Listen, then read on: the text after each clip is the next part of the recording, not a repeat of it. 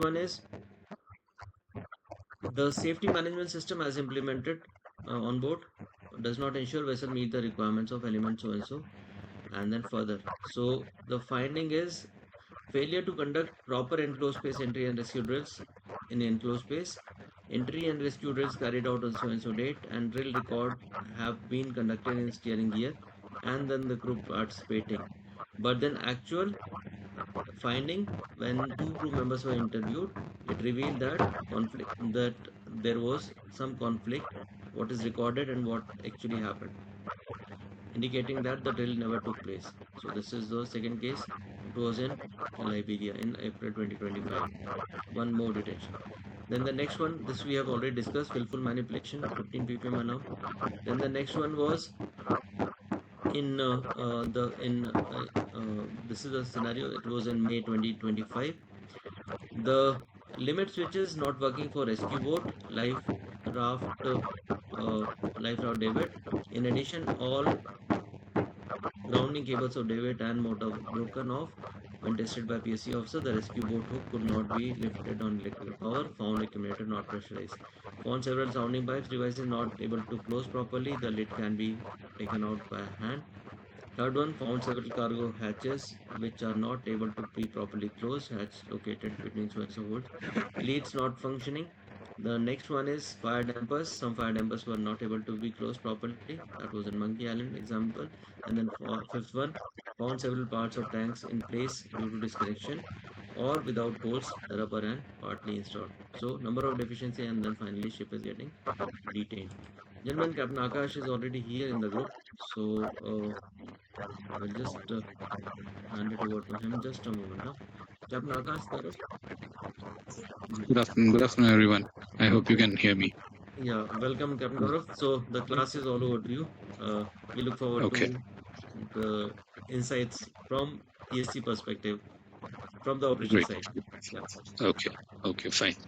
So, gentlemen, like PSC, as all of you know, it is like one of the most important factors, to determine like how we are operating, and how the ship is performing under, the ship staff as well as our company. So wherever we go, like to any owners or anywhere, so they want to see, the track records for the vessels under our management, what has been the trend. Even if you see, like when we have, meetings, then with various companies, our performance and their performances are compared, like under this vessel management, what was the performance of all the vessels that underwent port state control inspections. So basically, nowadays we focus, not nowadays, we have been always focusing on, preparing the vessels well for port side control inspections, and that is why we have a lot of instruments in place. So, from operations, our perspective, it is, if you see like the structure in the company, the what has happened is our QHSC department, they share, all the findings with you, with the vessels, like whatever inspections are going on, the latest deficiencies that are coming up. So they prepare a database, and as soon as any inspection is done on any of the vessels fleet wide, so they make the vessels aware of, that particular deficiencies that has been encountered on our vessels. And then we ask them to carry out a meeting and discuss with, all the people on board, and they should have a clear understanding, like what went wrong, why that deficiency was captured by the port state control and it was missed by, our during our safety rounds, our inspections, like what our onboard people are doing. So because of that, we always try to come up with, better possibilities of finding deficiencies that is existing on board, uh, well before any other third party can, get hold of it. So if you see now, recently we have started a campaign where all, different people are allotted to go around the vessel and check. So it is like not just the inspection by one safety officer. It is now all the people they are participating. Like suppose like you were doing on board for stowaway searches. You have teams who go around and search for narcotics and stowaways. So similarly, now we want that people should make a team. They should go. It's like a group, group safety rounds, and they check for any existing issues, deficiencies on board, which is like brought to the notice of the senior management or master or to the office well in hand, so that actions can be taken. Like I remember few months back, there was one detainable deficiency in our company that was for expired lifeboat rations. Now, this is very uncommon, expired lifeboat ration, because every month someone is going and checking that, right? And then we have a record where it is mentioned like, okay, the food ration is expiring on a certain date. So here, what we expect is like the ship, they should inform the concerned department for procurement well in advance, because sometimes what happens is the logistics they don't match up, and we end up with these kind of deficiencies which are detainable deficiencies. So from your end as well as from our end, the uh, collaboration or the connect should be well on time. So suppose you have noticed that something is expiring, so maybe 3 months before you should highlight it to the office or to the concerned in charge that okay, this is very important item and we need it. So that is one thing. Okay, so now coming back to the rounds, so we just want to emphasize that the round should be thorough. It should not be like just for the sake of something we are doing. No, you have to keep all your senses open. You have to see the procedures and requirements first. Suppose you are given an area of, say, uh, you have to check the lifeboat area. So then you should know, okay, in lifeboat area, what are the requirements? What I have to check inside the lifeboat, outside the lifeboat, in the davit, the, markings. So everything. If you are going to inspect a particular thing, from a PSC perspective or anything, you should be well familiar with the things that you need to check first. And for that, you need to go back into the regulations, into the guidelines, and the company requirements as well. So go through all of them, and then you go to that place and do the inspection.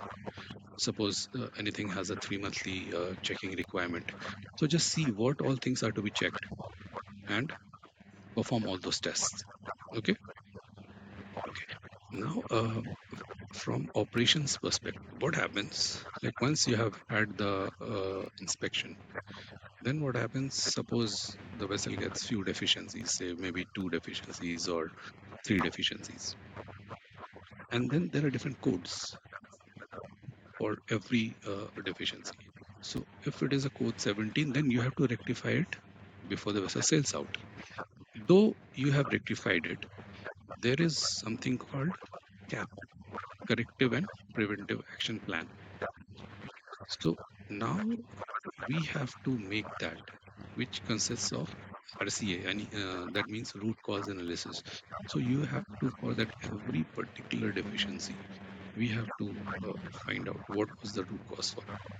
Okay, and after confirming the root cause, then we need to find out like how it can be preventive in future.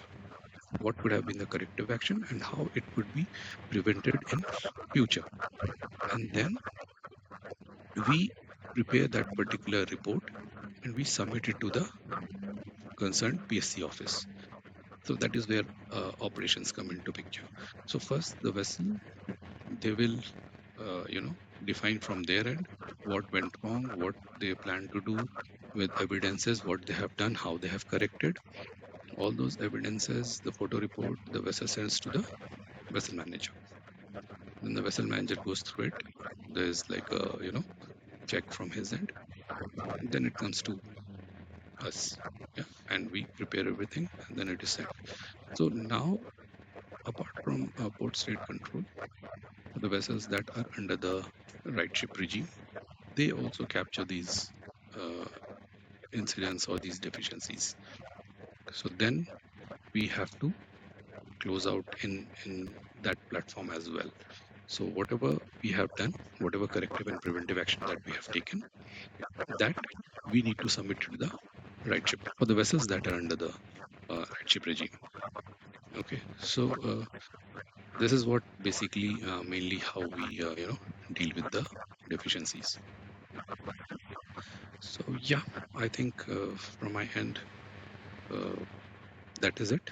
Because for all different PSC things, the codes and how to prepare, I think that all must have been already told to you during this webinar. So that was a very quick one, Captain Gaurav. Gentlemen, anybody would like to ask any questions? So this is the right platform. You can discuss the concerns, the issues you are facing, or maybe challenges you are facing from the operations perspective, from the QHSC perspective. Please feel free. Any questions, any experiences you would like to share? Uh, Actually, today we have Bala sir, please go ahead. We have Chief Engineer Mr. Arif Farooq. Please go ahead. Good day, Mr. Gaurav, and a very enlightening speech from you and a very knowledging perspective. Again, a learning platform for all of us. As you rightly mentioned about the group safety inspection, and since I am sailing in RTM fleet, I'm selling in RTM fleet, so this group safety inspection has been already being followed for quite a long time now. We are doing it on a twice a month basis, and inter-department inspection. We have a checklist design, and all the points are being collected and then kept on jibe as a defect list. And throughout the period, we are rectifying those defects, and it has been proved to be a very fruitful inspective design. Thank you. Yeah, yeah. Thanks for sharing this, Chief. Really appreciate it. Yeah, that is the main, motive. We need to practice what we preach. Yeah. So if we are saying that we want to have a group safety, then what Chief is saying is very right. So all of you should, consider that, and thoroughly you have to check everything. Yeah, because of course it is your ship at the end of the day. That's that we can. Yeah. Okay. Thank you, Chief. Sir, Anything else? Huh. Go sir, ahead, please. good afternoon.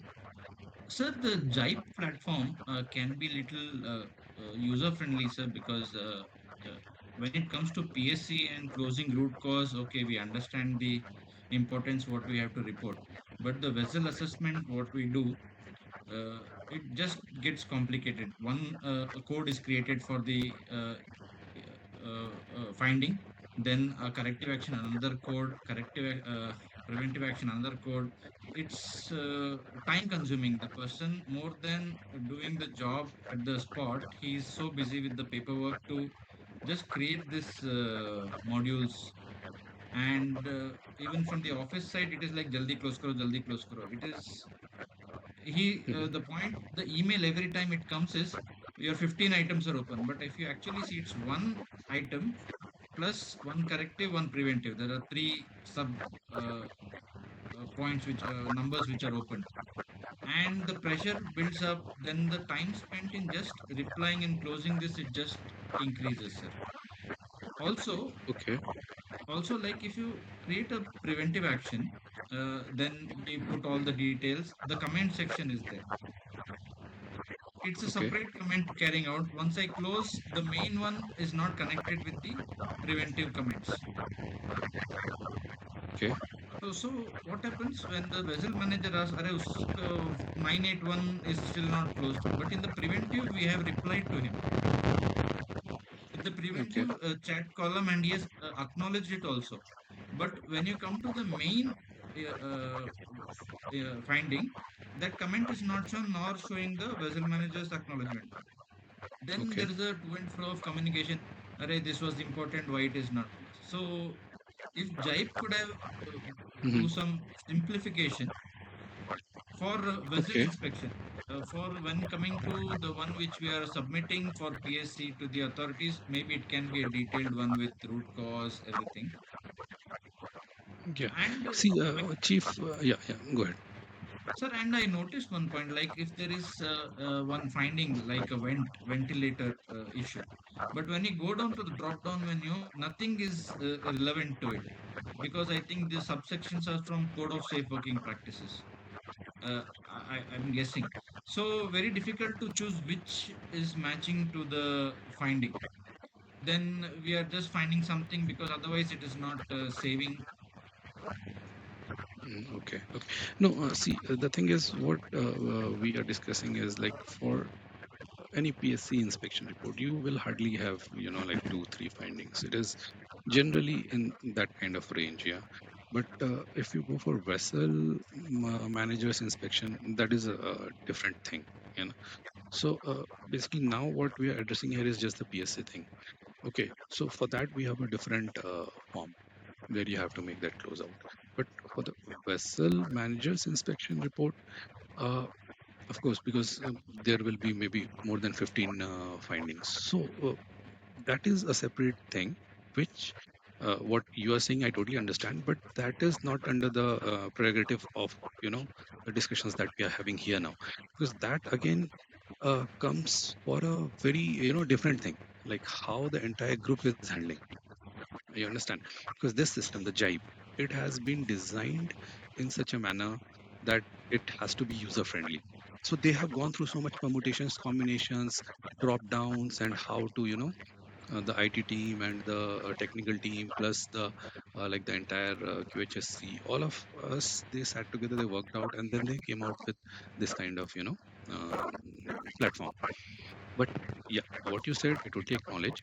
So these things will need to be taken up in a separate platform with, like what are difficulties the ship staff is facing in, assessing that platform or those reports. What you're saying, how to close out. So of course, I can understand, but this I cannot address at at the moment. Yeah, Got it. yeah. Anything else with regards to PSC preparations, PSC closers, or anything which you would like to know? Like there are like CICs also. I hope you all are aware of, concentrated inspection campaigns. So every quarter they have this. Now in September they are starting for the securing of cargoes. So Paris and Tokyo MOU, they are coming up with the CIC of cargo securing. So they will basically check that you have cargo securing manual, and when you are having a cargo which is not like a bulk or traditional cargo, then it is being secured as per the procedures given in your CSM. So the bulk carrier guys can, relate better to it. Yeah, yeah. Okay. Anything else? Any question, gentlemen, anybody has, please feel free to ask. Sir, regarding the USEG, just wanted to know that myself is sailing on tankers, and every time we go a different vessel, we find different types of gas meters. So some day or the another, the sensors are to be replaced. So is there any plan for the Anglo-Eastern to uniform all the gas meters? Any plans? Just want to know. Yeah. As of now, in the Singapore dry fleet, you all must be aware that now new one requirement has come that CO2 sensor has to be there. So now here we are dealing with one person, like a one company that will be supplying the gas detectors for all all the vessels in the fleet. So the uniform will of course be there because there is a one supplier because of that particular sensor thing that has come. So all the fleet will be, so now we are procuring like three detectors for each vessel, and then two more will come. Yeah, because we have a long waiting time for these procurement. But yeah, this is going to be And uniform. then the ones on board, we will be discarding them, or we'll still be keeping them in Yes, yes. inventory. No, no, I don't think so. That, of course, once you Yeah, get the new one, the instructions will be sent by the, yeah, it depends oh, when you are getting the new one. Yeah. okay. We have to discard even the items that has been removed totally. So we will have to discard it. So regarding this, the radios for firefighting, do we four in numbers, or we can have only two? Like if you have to send your backup team, then they should be ready. With otherwise, we have to wait for the primary team to come back, and then they have to take their radios. Uh, Chief, this discussion we have also been having with the class. So I am not 100% aware of the outcome. What you're saying, I am totally aware of it, because earlier we were just giving three radios, two for the persons who are going inside and one for the coordinator outside. So any given time the vessel was having three radios. Then the discussion came that the person who is outside, if we match or align the frequencies with the firefighters, okay, then what is happening is that the outside person, I mean the coordinator who is outside, he does not require the firefighting radio. Okay, so you are left with one spare radio at any given time. Okay, so now this thing is still ongoing, and very soon we'll come out, with the guidance what actually is required. Yeah. Okay. Yeah. Anything else?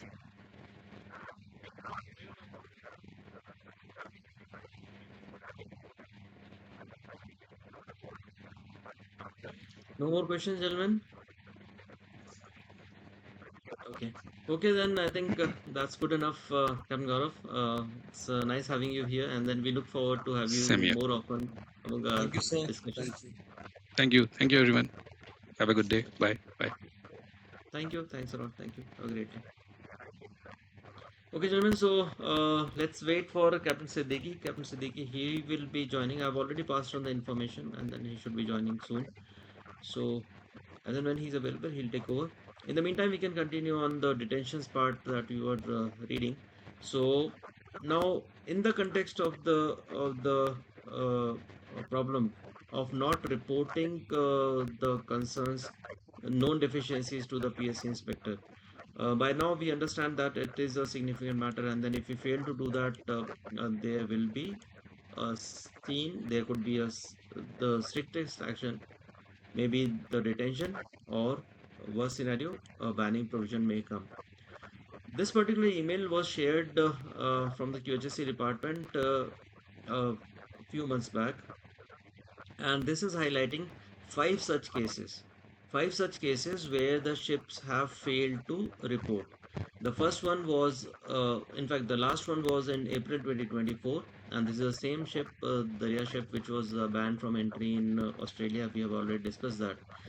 It was facing difficulties. It was operating the main engine continuously with slowdown override activated, and then they did not inform it to AMSA, and then finally the ship ends up being banned.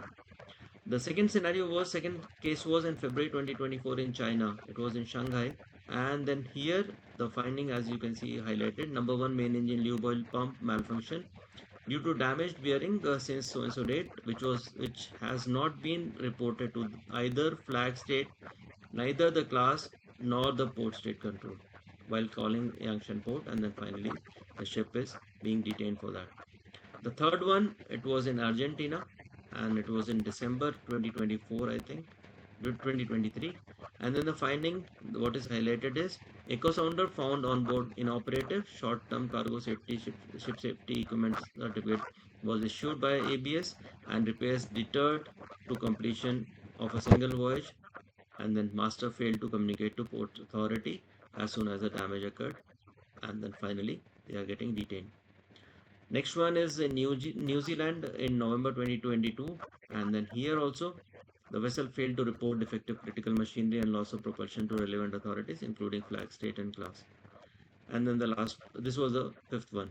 So the intention behind this email was also that bringing it to the notice of everyone involved, that if there is any such concern, please do not keep it to yourself. No point hiding, no point being brave to hide and then somehow passing the PSC inspection. Rather, make it make the finding visible to everyone.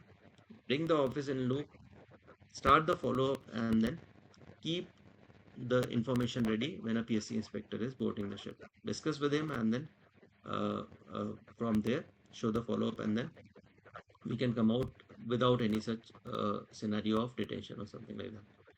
So that is as far as known defects and then the reporting is concerned. In fact, some more procedures which have been provided in our SMS, we will be just quickly going through those. Uh, but before that, there are two more slides which I want to highlight, and these are relating to the scenarios where the ships had a major concern and the ship was detained, and later on it was found that the concern could have been rectified, could have been reported, and then finally detention order was lifted, but after receiving a dispensation letter from the office. So let me share the first one, and it's here. uh, it was in Gulf of Kutch, Sikka was a port. So ship transited Suez Canal and then coming towards India. She was passing through the HRA region, and then she arrived in Sikka, and then they had a PSC inspection, and then this is where they end up getting a detention order. So what was the finding? What was the finding? I'm just opening this form for all of you to refer. This is the PSC report, Form B. So amongst other findings, the significant ones which led to the detention is over here. One is talking about the lifeboats. The finding is vessel has approved life-saving capacity of 25 persons as per SEQ certificate, whereas the actual number of persons sailing on board is 27. So the capacity is exceeded, and then that's why the ship is getting a detention order. The second finding relating to sewage treatment plant, once again, the approved capacity was for 25 persons as per ISPP certificate, whereas the actual number of persons on board was 27 persons, and then it comes under a retainable condition. So everyone was uh, wondering, well, how come it is happening when approval is there for 25 people and then actual number is 27? How come it is not noted by anyone? And then the reason was, the finding was, when the ship sailed out from when it completed transit through Suez Canal, exited the canal, so two armed security guards boarded the ship, and that was done just because the ship was supposed to pass through HRA. So somehow these two certifications, SEQ as well as ISPP, these capacities were missed out, and then that's where they ended up having more number of persons than permitted. Obviously, this was the exception scenario. Exception scenario in the sense the ship was not having those two persons continuously sailing on ship. They joined the ship only for the purpose of this transit through HRA. So it was reported to the flag state. They got the dispensation letter after that, and then after that, the detention order was lifted. So the point to note over here is, in case of such a happening, something out of routine, please do cross check what is the approval ratings for the ship, and then so that we can arrange accordingly, and then we do not end up getting such a order anywhere. Gentlemen, some participants are missing from the screen. Mr. Rishikesh, Mr. Shashwat, Avinash, Mr. Ajay Pal, Vignesh Jyotish. I hope all of you are here in the class. Nishant Maurya. All youngsters are missing, huh? You have some other assignments to address, is it? Please be there on screen. Yeah? Okay. Now the second one is, I'm just sharing it on screen, and in this case, the once again the uh, detention order was issued, uh, and then the concern was a very serious one, and then I'm just highlighting that. So this is the picture. I'm just sharing it on screen, and then all of you will have an idea. So this was relating to the lifeboat. Ship, one of our ships, and it's not a new story. It's been more than 10 years now. In fact, more than, I think it was in 2011, I think, so around 15 years. But then it is still included in the discussions in PSC courses. So let me open the attachment over here. What exactly is there? The ship called at one of the US ports, and a PSC USCG inspector boarded. At that time, you can see the lifeboat is an open lifeboat in this case, so that time it was not compulsory to have these enclosed lifeboats. So the US Coast Guard inspector boarded the ship. He went onto the boat deck and he saw there was a nice patch up work done on this lifeboat at this location. The nice patch up was done, very smooth patch, and then on the top it was painted very nicely in the same color of the lifeboat hull. So out of curiosity, the PSC inspector noted it, and then he said, "Please remove this patch. I want to see what is lying underneath." And when the patch was removed. This is what was revealed: a crack 15 inches long on the hull. The entire hull, you can say, is cracked. Obviously, the follow-up, it was not reported to UCE, no one, and they were somewhere trying to hide it, and then the ship gets a detention order. Now, why this case is being discussed in all PSC courses, even after 15 years? There's a reason. Gentlemen, in this scenario, and I just want to add another perspective. The perspective is uh, in this case, when such a defect is there, definitely somebody must have noticed it.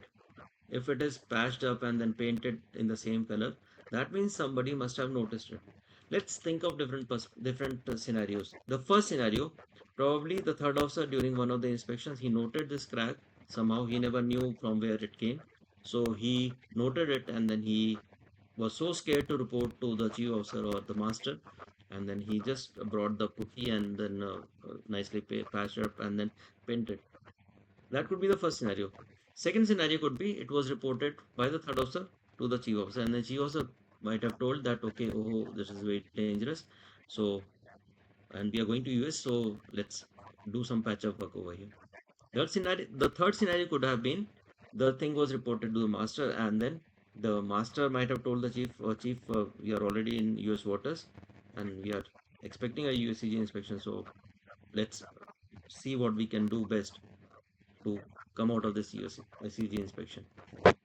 The fourth scenario could be the thing was reported to the superintendent, and then superintendent might have told the master that comes up, you are already in US, so we cannot get it replaced, we cannot get it repaired as of now. So please manage somehow, come out of US, and then after that we'll see. There could be a number of possibilities.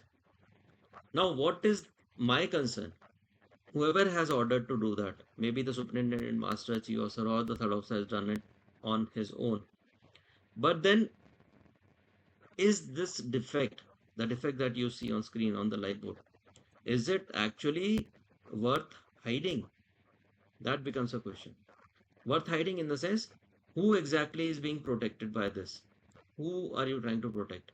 And then who's going to be there in danger? Imagine how safe that third officer or chief officer will feel if they are sailing on the ship. God forbid, God forbid, we do not end up in a scenario where we have to abandon ship. But worst scenario, if the ship is to be abandoned, imagine how safe will they feel being on board that ship? How safe will they feel? Whose safety is being compromised? Whatever might be the circumstances. We are not using lifeboats every day. But then worst scenario, we are keeping lifeboat as the last hope. In case the ship has to be abandoned, then we have some device, we have a equipment to which will help us survive. So how safe the seafarers are on that ship? How safe the seafarers will be on that ship?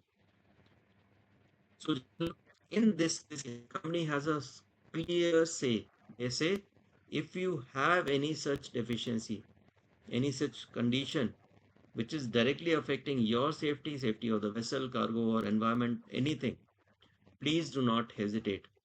Does not matter where the ship is, what the scenario is. Please make sure you report to the office, and then office comes in picture and then starts the follow up. In this case also, the ship was detained, and then they had to replace the lifeboat. They did it in USA only. So, but why only after USCG is coming in picture? Let our ship staff feel free and feel free to report any such finding. There should not be any self-assumed pressure or self-assumed fear, and that's what we need to overcome. If there is a concern, there is a concern. Does not matter who has done that. What matters more is what is the condition at present. Because earlier the concern was only the defective lifeboat, but then now the condition is first is defective lifeboat and second is coming out of the USCG detention. Detention is adding to the burden. So company says, let's not end up doing that. In this case also, the investigation further revealed that the defect was noted, the crack was noted by the third officer, never reported to the chief officer, never reported to the master, and then he tried to patch up on his own, and then that's how the ship is getting detained. So company simply says, please do not do that. If you have something which you can rectify on board, please do rectify within time. And if something is there beyond your control, please do not hesitate. The two keywords are, first is repair. If you can repair it on board, very good. Second word is report. So the two words are repair and report. If you cannot repair it on board, definitely please get in touch with the company as soon as possible. Company will come in picture and company will give the best solution, whatever might be the best solution. So that's why this case is still discussed even after 15 years. Just a moment, Krishna. I just got a message from Captain Siddiqui. Just reply to that, and then he will be there. Just a moment.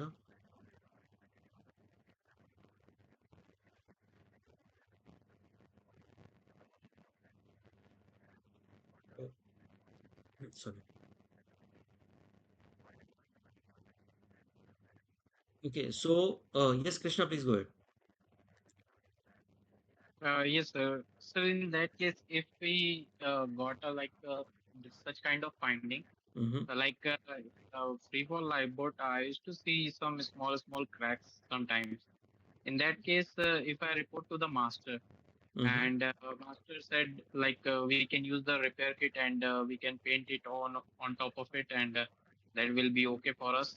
Is that okay, sir, or we need to report to the company, or No, is there? see. On board, this hierarchy is there. Obviously, as a third officer, your duty is to report to your department head and the master. You have reported that, and then ultimately, if it's master's call. If the master feels that the crack that you are seeing, your small crack that you are talking about, if it is within acceptable parameters, definitely that should hold valid. But if it is not, then obviously the master has to report to the company. It will be through the same right channel, as you all know. Direct communication from the third officer from the company, obviously that is not acceptable. That is there. That provision is there when we talk about the speaker program. Speaker program, that is entirely a different thing, entirely a different story. But from the PSC perspective or basic safety perspective, the right channel involving the company, communicating from the ship to the office or office to the ship has to be through a right channel. Speak up is slightly different, not in this context, right? Okay. So Uh, let's suppose we use the repair kit and everything has been done. And in that case, we need to report to the class also, or that is again, okay. yeah, Report to the master. it will vary. It will vary upon the finding, upon the nature of the defect, how serious it is. Based on that, class will come in picture. Okay, gentlemen. So Captain Furkan Siddiqui is already here amongst us. Sir, we've been waiting for you. All over to you. Please share your insights from the operations and QSLC perspective. The class is open to you. Thank you, Captain Yashpal, and good afternoon to you, all of you. Good afternoon. Okay, Good afternoon, sir. thank you. Answer. Good Sir, afternoon, today, sir. sir, today in the class we have Good afternoon, sir. one chief engineer, Mr. Arif. Then we have one second engineer, and then three chief officers. No master mariners, but then we can say future masters are there in the class, and then plenty youngsters and younger engineers are there, and one electrical officer is also there. Thank you, thank you. Mhm. And may I know what all we have already covered so that I don't repeat the same thing? Sir, we've been talking about the basics of PSC, and then we have been lately we have been discussing some of the famous detention stories, and then some of the recent ones what have taken place, and we have shared some deficiency reports deficiencies also from some of the Mm. reports in the recent past, last one. Sure, sure. Thanks. Thanks. So I would be sharing some of the practical perspectives. So I'll just like to give a short introduction about myself. My name is Captain Furkan Siddiqui. I'm based in Singapore Tanker 2 division, basically, which is also known as Anglo-Eastern Management So Singapore. at times you are not audible, sir. Okay, okay, actually, okay, okay. Is it better now? Is my audio better? Now it's good. Still at a lower Yes, volume, but yes, it is. okay, sir. Okay, okay. Yeah, I mean, I am able to hear everyone clearly, and okay, uh, so okay, I'll try to speak a little louder. So is it better now? Yes, it's better now. Okay, okay. So I was trying to give a short introduction about myself. My name is Captain Furkan Siddiqui. I'm based in the Anglo-Eastern Tanker Management Singapore office, which is also known as Singapore Tankers 2. And in this unit, we have been managing primarily crude products and chemical tankers, CTPT vessels. Uh, so this webinar is about PSC. I'm sure each and every one of you have at various times come across PSC inspections. So we all know that it is one of the most important inspection any vessel can have. So would somebody like to tell me why is PSC inspection so important?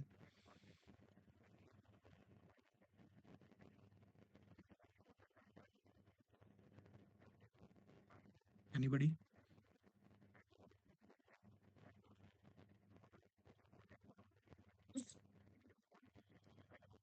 Yeah, I may speak now. Yes, please. Yes, please. Yes, earlier in this platform we have already discussed this, so I'll just Mhm, add on to it what we have learned in this webinar. mhm, So the mhm, consequently, we had earlier discussed 5 points, starting with the flag and the IMO will be informed because of this PSC adverse mhm, reports. The flag and the IMO gets to get informed. Then we have off hire. We have the business consequences, which may lead to the because of a charter party will all the burden will go to the owners directly. Then there are the risk profiles which will get affected because of this PSC inspection, and in turn this will affect your right ship score also. And finally, all comes to the business. If anyone can add more, thank you. Thank you. Thank you, Mr. Arif. Anybody else? Also, it's a requirement now as per SOLAS ISM, where they're talking about verification and control. Mhm. Right, right. So both of you are correct. So basically, PSC inspection is important in the sense that it gives a fairly good impression of how what is the quality of the shipboard operation, right? So how the ship is maintained, how the ship is managed. So it does not give the complete picture, but it gives a fairly good impression of a ship. And it is if, there are few things, few reasons why it is important. First and foremost is that it is always carried out by the authorities, by the government bodies.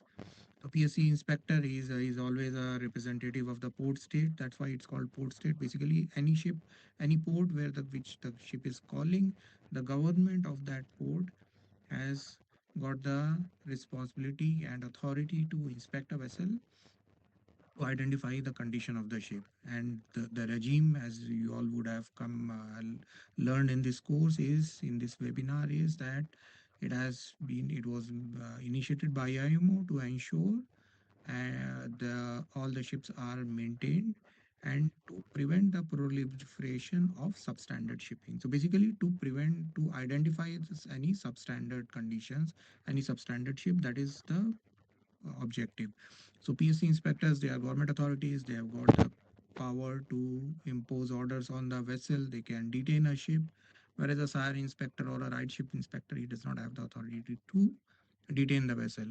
Their inspection is always for commercial grounds and they are kind of confidential, whereas PSC inspection becomes part of the public domain.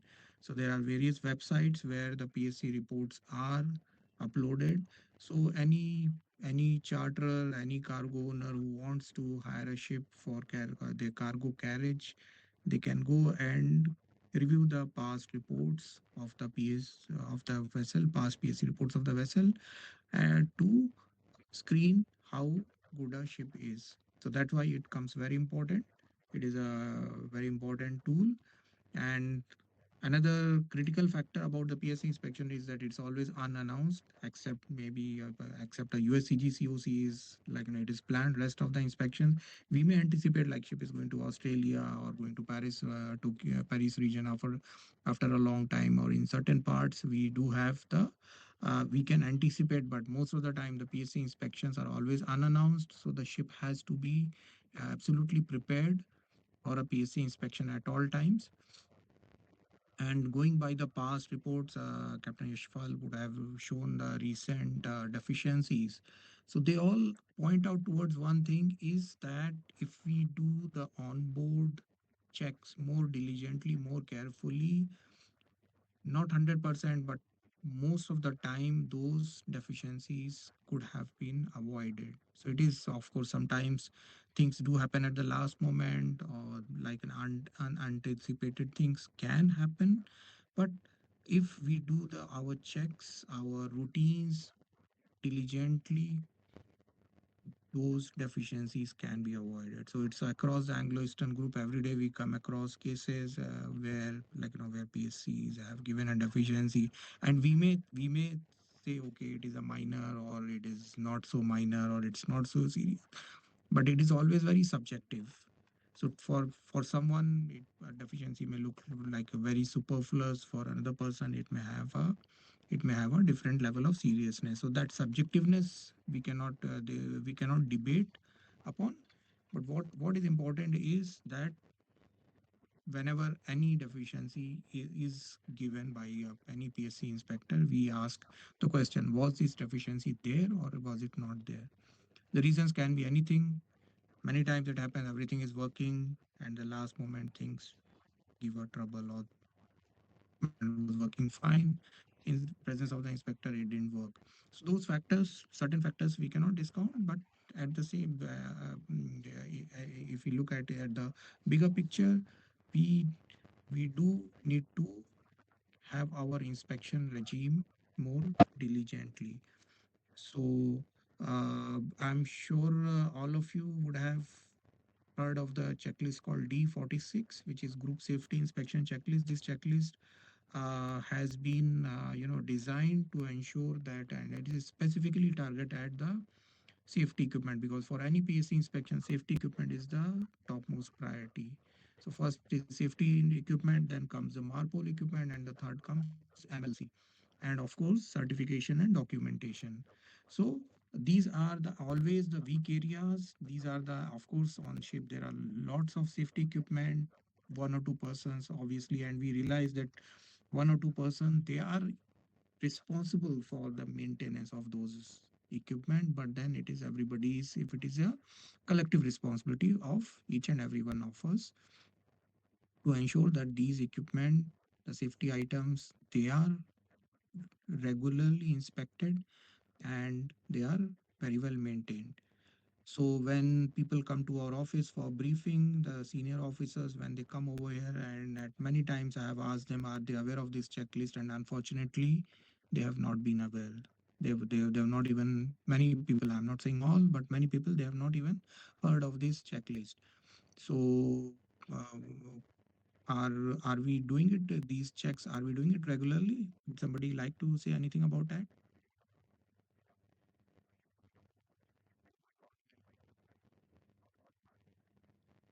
Yes, sir. My last vessel, we used to make groups, and we had divided like master, chief officer, second engineer, and one another guy. So we used to make a group and used to go in all the areas on board, and we used to take the any deficiencies, and then we used to make a deadline to close this one.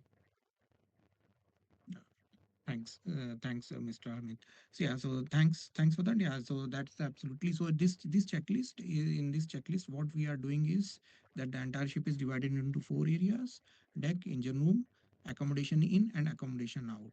So the ship is divided into four areas, and the ship staff is divided into four groups. So one is headed by master, one by chief engineer, one chief officer, one second engineer, and in each group you have, so like with master you will have the junior engineers, either third engineer or fourth engineer, and the engine room ratings. Similarly, under chief officer will be another junior engineer and either third engineer or fourth engineer or the engine room rating. Similarly, with chief engineer you will have either the second officer or third officer and the deck crew deck ratings. And similarly under the second engineer, so basically you are having senior officers, junior officers, and the ratings, all three of different departments in each group, and each group will go and inspect different area every week.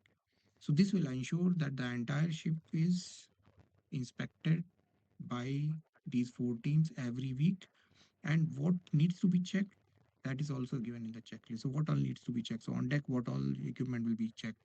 In engine room, what will be checked? Inside accommodation and outside accommodation. And it is specifically targeted towards the safety equipment. It is not for general maintenance, or it's not for general conditions or other equipment, only for safety equipment.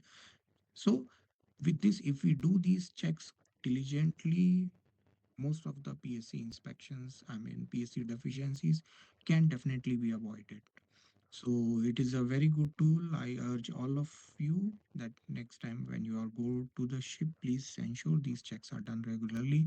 It takes just about 1 hour to 1.5 hour at the most. These can checks can be part of the weekly routine, either Saturday or Sunday, or depending upon whichever day, whichever depending upon the schedule of the ship. So that flexibility we give as long as these checks are carried out. And in case because of port operations or other issues, if for a particular week they cannot be done, they can be done at the next earliest opportunity. But what is important is these checks can uh, help us in avoiding these deficiencies. So this is one part. And of course, so that is about the preparedness. And another aspect also which we always emphasize is about the knowing your defects, knowing your shape. So, which is called proactive reporting. Proactive reporting is very helpful and very important. So, because when a PSC inspector comes on board, he is doing his job. Firstly, he's an expert. He has been doing this job every day, day in, day out, and they are all experienced people. They know what needs to be checked, what are the gray areas, what are the focus areas, and where, like, because it is their day-to-day job, so they are experts in their job. They have been trained to identify those aspects. So it is like there is a saying that all progress starts by telling the truth. So always be very cooperative, very factual with the PSC inspector. Never try to lie to an inspector or try to hide things, because once the moment he realizes that okay, these people are trying to fool me, then they take a very negative approach. So it is, if something is wrong, if you say okay sir, I'll get it done, I'll rectify it, and take it positively, he will always have a lenient view. But the moment we try to justify thing, we try to argue, there will be a there can be a serious repercussions. So it happened on one of our ships that it happened with the OWS and three-way valve, like the inspector asked to operate the OWS, and when the ppm reached the threshold value, the three-way valve started turning. But when the inspector he opened the sampling cock, he could find that water was still coming out in spite of having reached 15 ppm. So the valve, three-way valve was opening, but it was not holding. So the ship staff, they tried to justify, and the inspector said, "No, you are trying to, like, fool me. You are trying to lie." And similarly, like in the drill reports on the same ship, on the live board drill report, they had, like, when he went to the records, all the past few drill reports, especially the live board loading reports, were all copy paste, exactly the same timing, same duration, everything is same. So he said, how is it possible that all your drills were done exactly at the same time? And then they had mentioned that it was with conventional live boats. They had operated the on-load release gear mechanism, which is not required because it is done only during the time of annual servicing. So the inspector even asked, Captain, did you actually operate the, because in the drill report they had mentioned that the on-load release was operated. So he asked, okay, did you actually do it? They said, yes, we did it. He said, okay, show me your procedures. Is it written that to, is it written that it has to be done every time? And then so one thing led to another, and they're able to make out that okay, these people are lying and these people are trying to fool. So these things are extremely important, that the the entire process has to be done in a very, we always need to take it in a positive manner. So that conduct of the inspection is very, very important. And even before that, any defects which are present on the ship, please inform the office, inform to your superintendent, vessel manager, that okay, we are having these deficiencies. And those deficiencies, if they are of a severe nature or which they affect any of the conventions, any related to any safety equipment, marpol equipment, or any other of a deficiency of a serious nature, we should go and proactively inform the PSC beforehand. So we have done it practically many times. We have informed USCG, we have informed AMSA, we have informed whichever is the port state authority beforehand. So we send an email through the agents to the PSCO that okay, our ship is calling so and so port. We are having these issue, and these are the actions we have taken. We have informed the class. We have taken a flag dispensation, and this is the action plan in hand. And once we give them a plan like this, the PSC always takes a very lenient approach, because their job is not to detain a ship. Their job, they are also the regulatory body. So they're they are not there to purposely create problem for a ship. So once they see that okay, these people are aware of their deficiencies and they are working on it, then they also get a confidence that okay, things are under control. They know the problem, they are working on it, they have taken all the control measures, they are doing whatever is required. So they will never detain our ship, or they will, even if they issue a deficiency, it will be mentioned in that okay, this was self reported. And whenever it is a self reported deficiency, if even if this is seen by any external party, it is not taken in a negative approach, because there is no ship which is free of defect. So people know there is a equipment, there is a machinery, it can malfunction, it can break down. So this thing can be, so that is very absolutely important, that never try to lie to the inspector, do, and always that proactive reporting is extremely important. And routine checks, readiness, ship has to be ready at all times for a PSC inspection. So that familiarization, trainings, drills, these things should be carried out regularly, diligently. So that is one of the factors which are in our hands, and which we should always be, we should never be negligent about these things. So Captain Yashpal would have given the recent case studies, recent examples. So Captain Yashpal, would you like, may I know which any of the recent cases which we have discussed in this webinar? Uh, we have been discussing many retention stories. In fact, retention stories, most of them have been discussed, including that banning story in AMSA. That is discussed. Then the ones two which have taken place last month only, two detentions regarding that's Alexandria and then the second one. So detention strategies are more or less discussed. We have been discussing very much in detail, including the ones from past also from 2024. These are there as a part of presentation. Right. Right. Mhm. Thank you. So we all know that it is the safety is everybody's, everybody's responsibility. It is always a joint responsibility. We should not be so duty, and it is everybody's duty that on board a ship, anybody who comes across any deficiency of any nature, it should be reported to. If everybody may not be having the expertise or the resources to rectify it himself, if somebody can do it himself, it's okay, good enough, but at least it should be reported to their department head, if that okay, I have observed this. And then that lot of times we do identify things, but those things are not followed up. So best tool is jibe defect reporting platform. So when we go through our defect reporting system, like every day we come across non-routines, breakdown issues, breakdown report from the ship. When we go and cross verify after some times, not all are reported in jibe. So the advantage of this platform is once it is recorded in the defect list in jibe, we can ensure that till the time it is closed, it is rectified, it will remain open.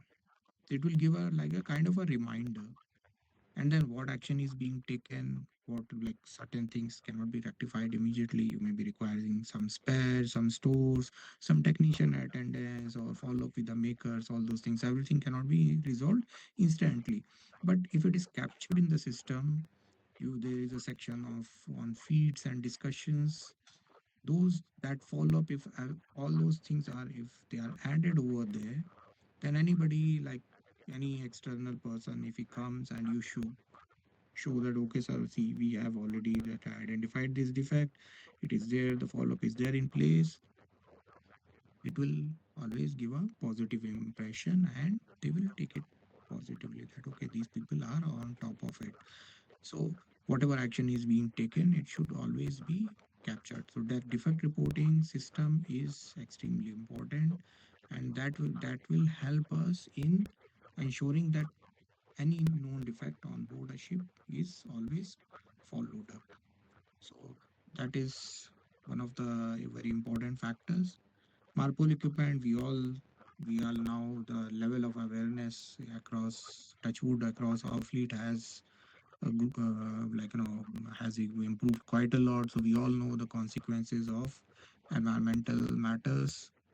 So anything related to environmental matters, Marpol equipment, it should be taken very, very seriously. And at the same time, the next level is, and the next focus area is MLC inspections. So recently we came across a case where, just I think just couple of days back, where the ship was extremely short of fresh water. Ship was in Australia, of course. Ship had got a long anchorage. There was no fresh water available, and I think the freshwater stock on board had gone up to 45 tons. That was not even sufficient for the hypermesh system. So we should not be coming up to such a situation. So it was not escalated to sufficiently, right? So many times we tend to think that okay, we are doing good for the company, we are doing good for the owners or good for the company or for the charters. But when it is a regulatory non-compliance, then we cannot there is no justification for those things. So yesterday we had discussed that issue in our global QHC meeting, and I can give you my own practical example. In our fleet, we have the ship has got freshwater issue. We have deviated the ship. We have taken permission from the charterers to ship is at suppose ship is at anchorage.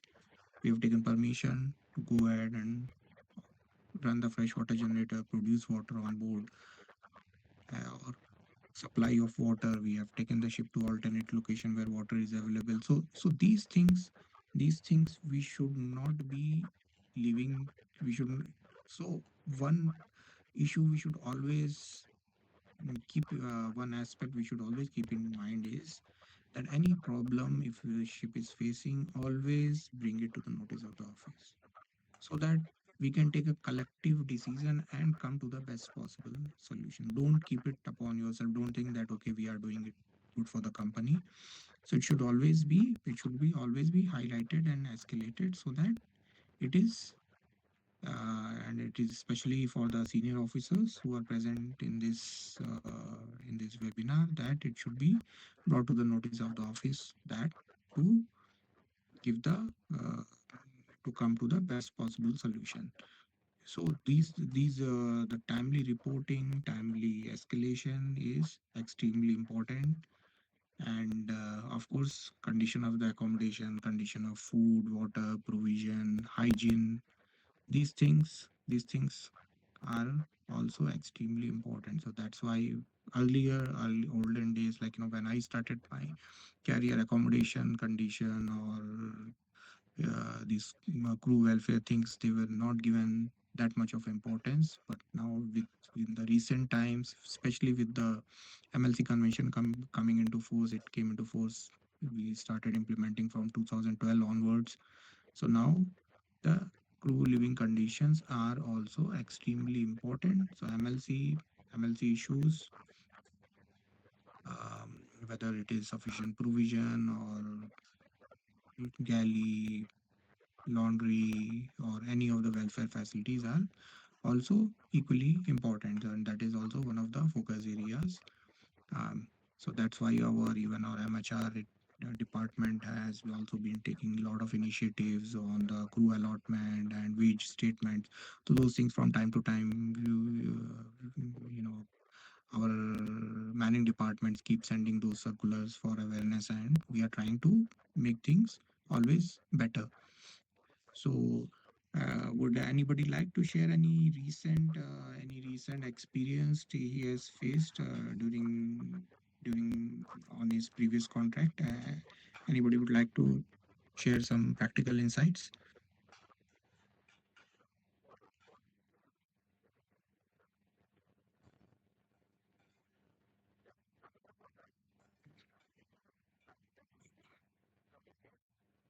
Yes, Mr. Arif, I think.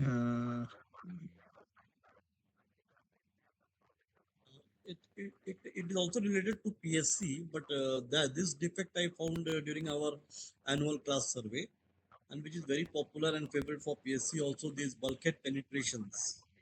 So what I would like to add here is, because of the recent installation of VSATs and all in many ships, which is presently being going on, what is happening is, either in dry dock or anywhere, they are installing these things, and the penetrations are being missed somehow, which are being overlooked.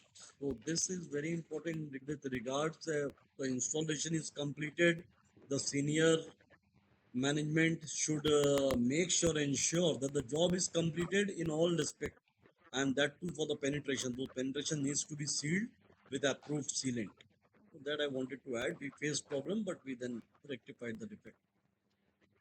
Yeah, thanks. Yeah, it's a very good point. And we also during our ship visits, many times we have found that the bulkhead penetrations or deckhead penetrations, where we have nowadays we have a lot of equipment, the cameras and CCTVs and VSAT and Starlink.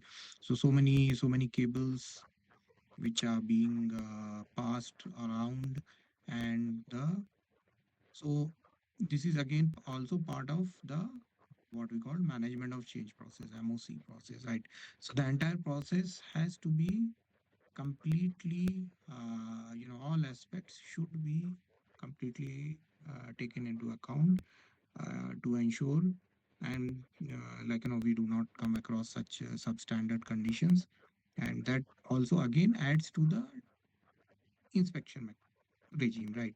So if somebody forgot to identify that point, at the time of installation. Ideally, at the time of installation, it should be done. It should be part of the process. But even if it is missed out, then if the subsequent rounds are taken diligently, then those things can indeed be identified and rectified. So thanks. It's a very valid observation. And anybody else would like to say something or share his any experience?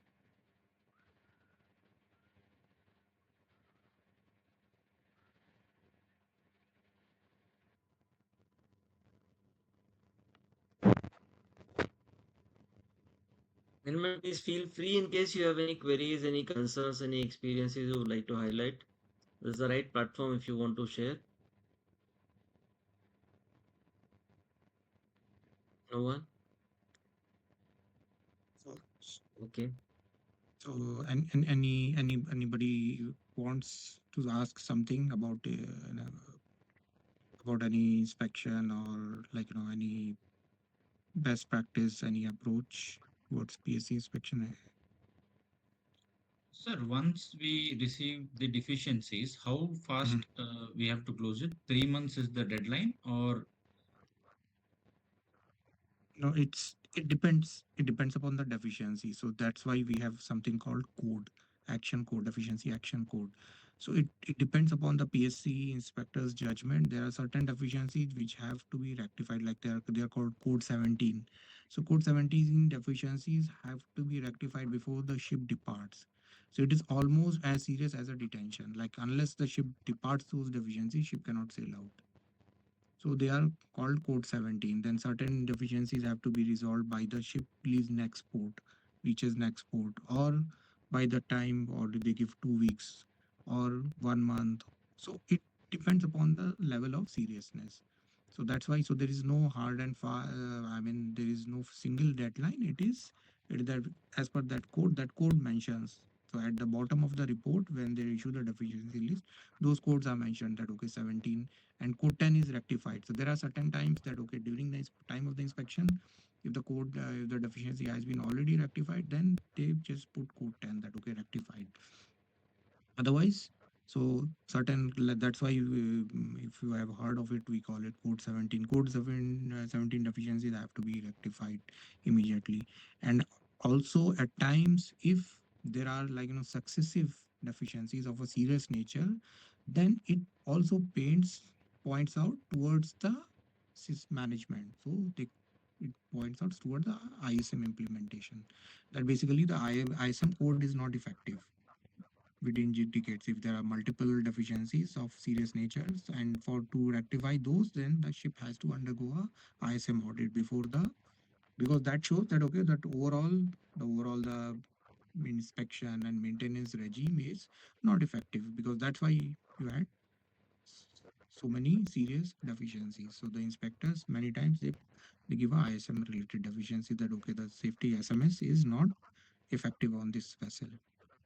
no, my main doubt was in the jibe we have closed preventive and corrective action, sir.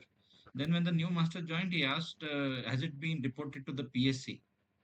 Mhm. So now this part office will do, or the master has to send it, correct, sir, to the PSC See, once it is rectified. if the deficiency is rectified, then need not to be reported to the PSC. What we report to the PSC is only a exist open deficiency. Like for example, suppose ship is calling a port and your detector system has got some trouble, for example. So it's an open deficiency. Maybe superintendent may already be arranging a technician or whatever, or spares. So if it is open deficiency, we will go to the class or flag, get a dispensation. So that is an open deficiency. So that open deficiency has to be informed to the office, and then office will inform to the PSC, or they will advise the master to send a message to the agent that okay, we are having this open deficiency, this existing deficiency, and this deficiency, so that so inspector when he comes on board, he will be aware that okay, this ship is having. And for that matter, even before, at the starting of the inspection, if you like, nowadays the inspectors, they ask that okay, you have got any disclose, or anything you have any existing deficiencies which you want to declare. So if you declare beforehand, then he will take a different approach. But if it is, if he finds out, that means, so once we had a meeting with the oil major. So I'll give you a example. It is not exactly related to PSC, but it may be helpful for everyone. So we had a meeting with BP, and so BP, they gave a very practical approach of how they analyze the deficiencies. So they said, like, for example, the inspector went to the purifier room, for example, and he found there was a pressure gauge which was not functional, and it was in presence of the inspector that gauge was changed, rectified also. So now we may think, yeah, what is a big deal? There is a pressure gauge. It was defective. We have rectified it.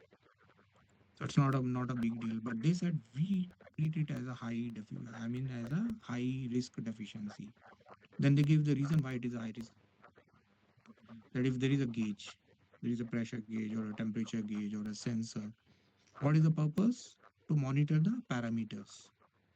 Now, if that gauge is defective, that means you are not able to monitor the parameters. So it can lead to a overpressurization or high temperature, over temperature, or vacuum, or whatever, depending upon for what purpose it is. So that's it. It may lead to a hazardous situation. Then they said second part, that if it had been identified and captured. So if it is known that okay, this so and so sensor or gauge or it is defective, ship doesn't have it, they have requisition, there is a requisition in place, there is a PO in place, then they know okay, these people are aware of it and they have taken the required steps, then it's okay. But if it was not identified, nobody was aware of it, and inspector has gone and found out, that means it also reflects on your watch keeping practice. That means your safety. That's why they put it under the safety officers, right? They said that means nobody hired, because the inspector who comes and he takes a round for 5 minutes, if he can identify, they say why the people on board, why they cannot identify the same thing. So they said for us it becomes a high risk deficiency. So I would, so that's why I thought of giving it from the risk perspective. So they say it is a high risk deficiency that nobody is aware was aware of it. That means your rounds, so many people taking rounds, people doing inspection, that means your inspection and round, the watch keeping, basically the watch keeping practices were inadequate. So for them it is a serious deficiency.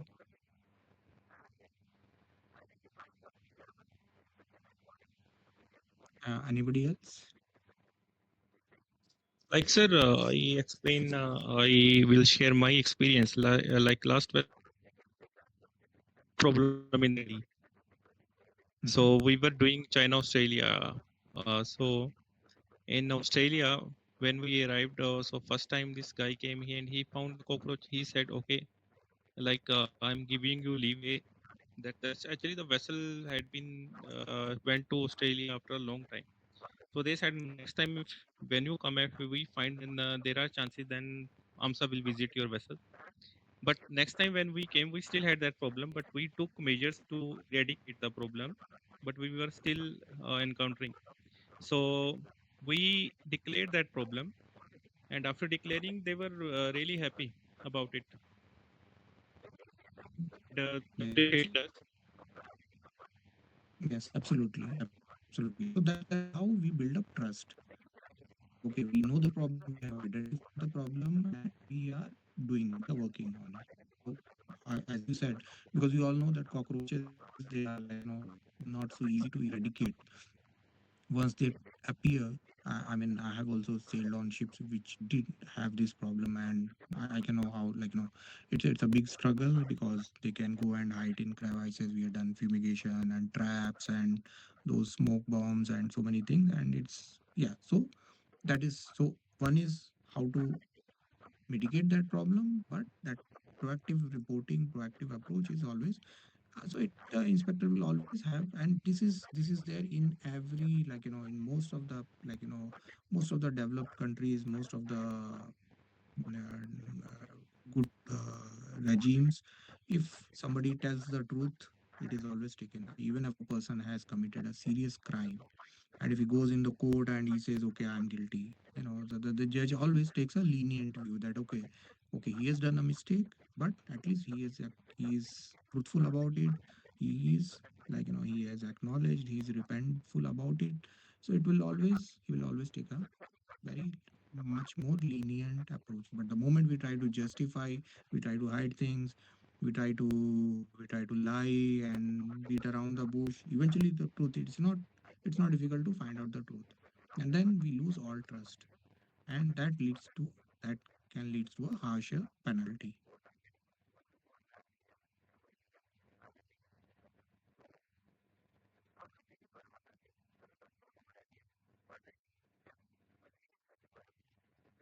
So anybody else would like to share anything or ask any questions?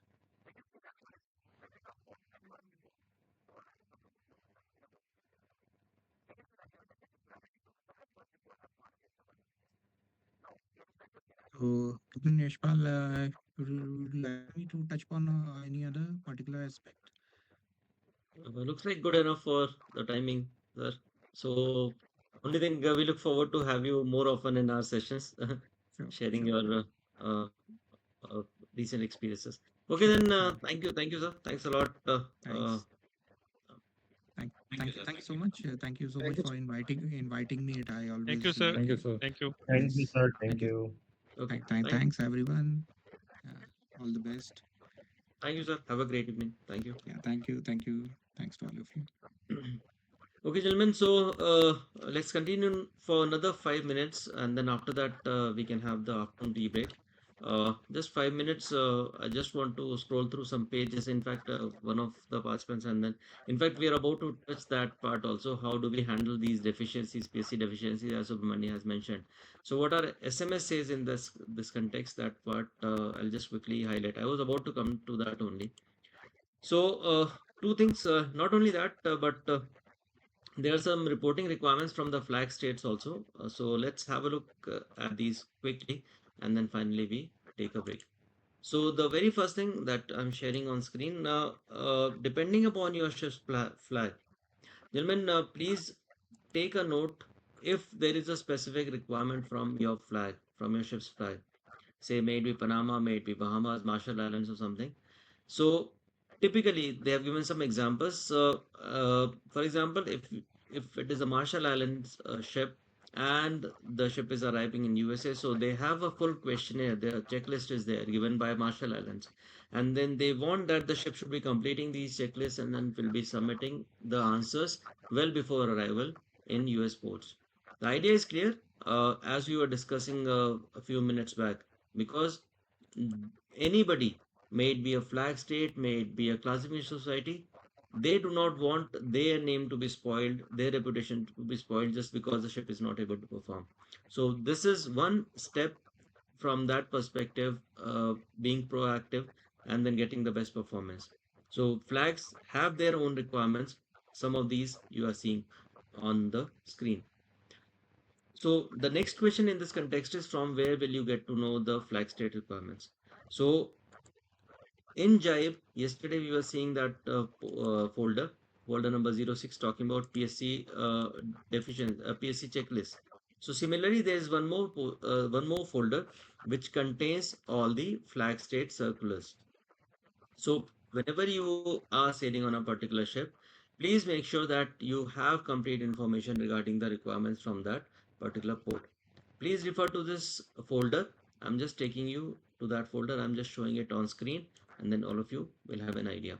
So company has already collected all these circulars, and then they are providing these all at one place. So same location, Jaib, QHSC, Document Manager, QMS main.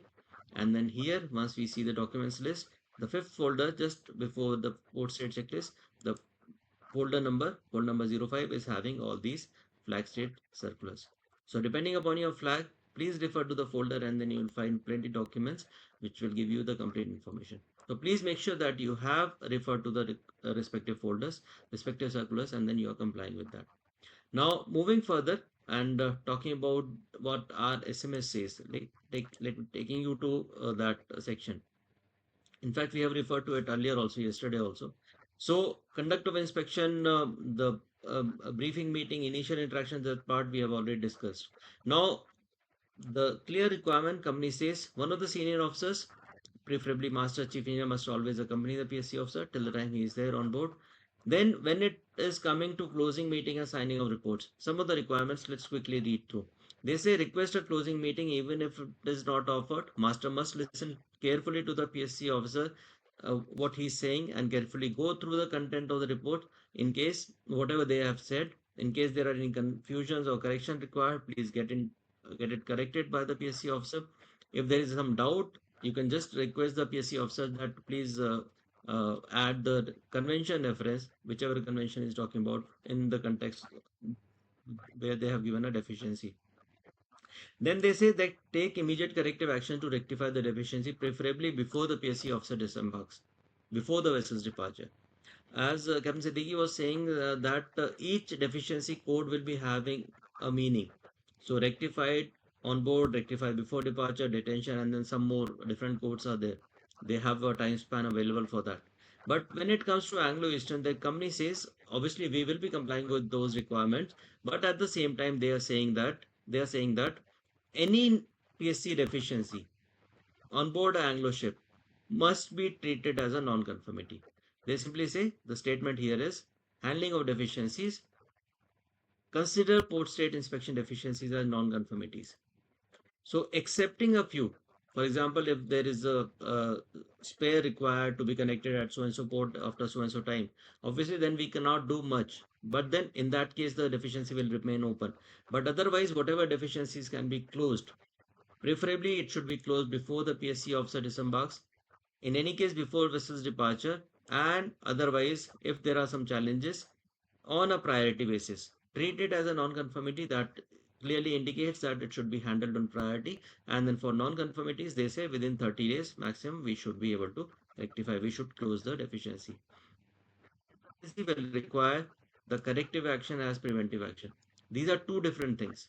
Corrective action, what exactly is done at the scene on the spot to correct that issue, and preventive action will come in picture after doing the root cause analysis.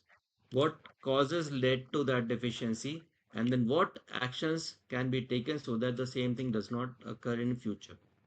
So corrective actions, preventive action, two different things, and each PSC deficiency will need to be followed in this format.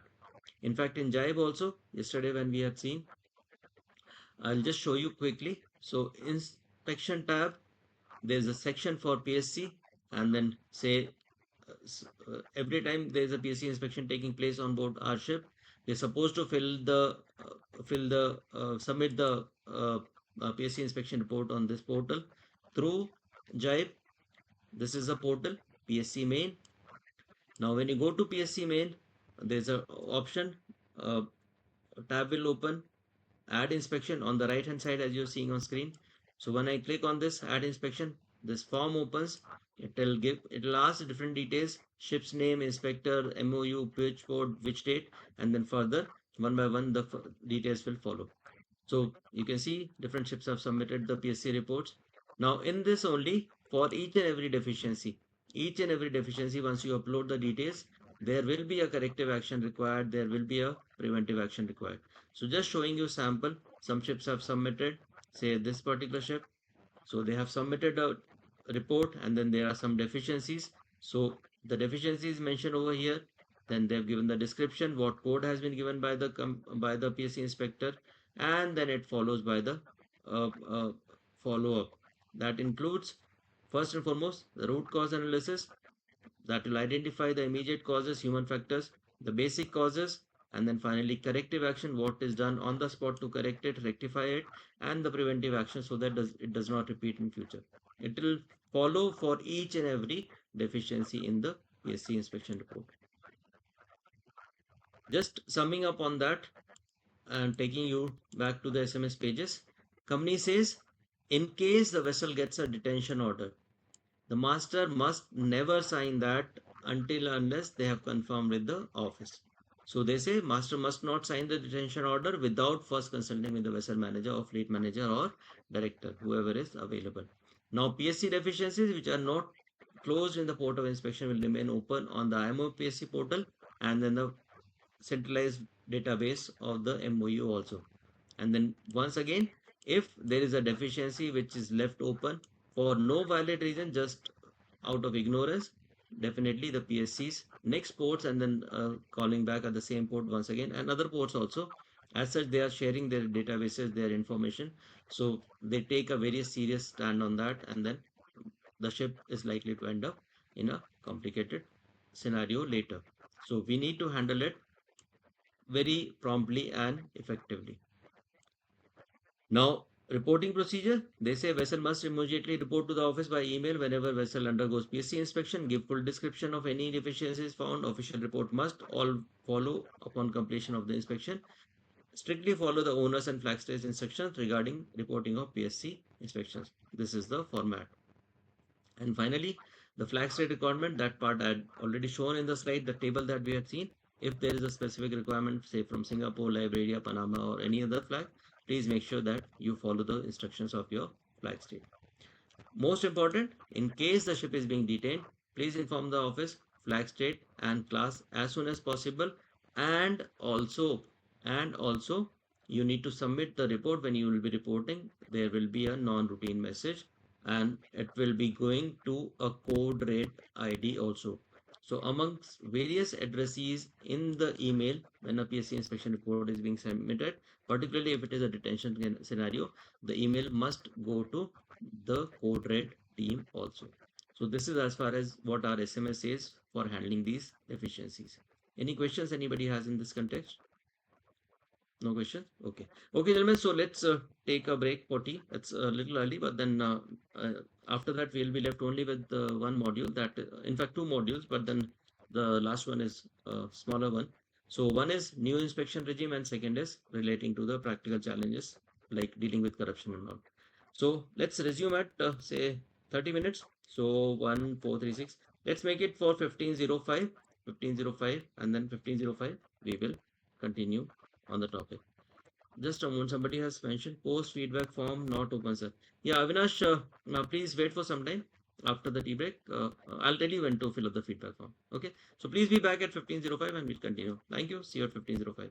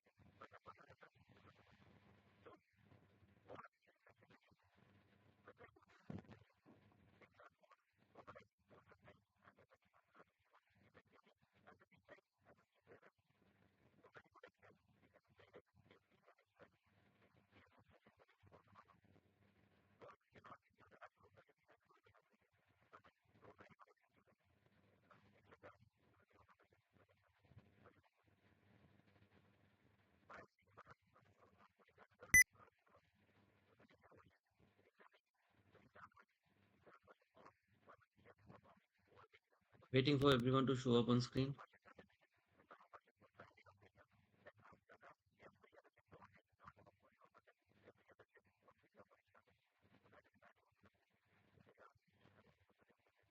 Mr. Shashwat, Mr. Manish, Ashish, Abhishek, Mr. Soni. Please switch on the cameras.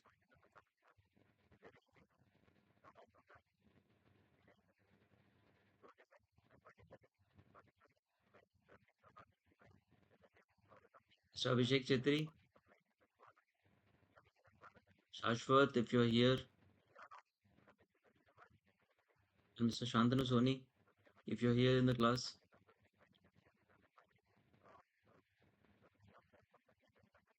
Not there.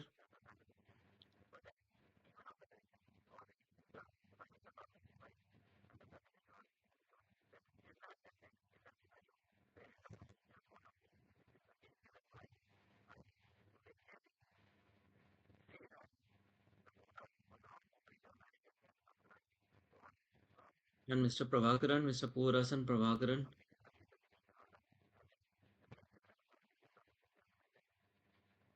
Shashwat, if you're here, Shashwat Mishra,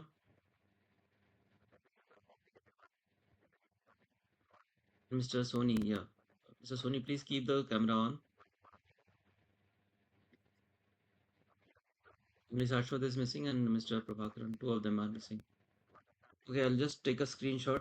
Just a moment. Huh?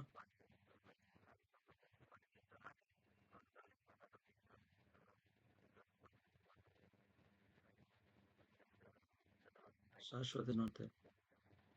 Just a moment.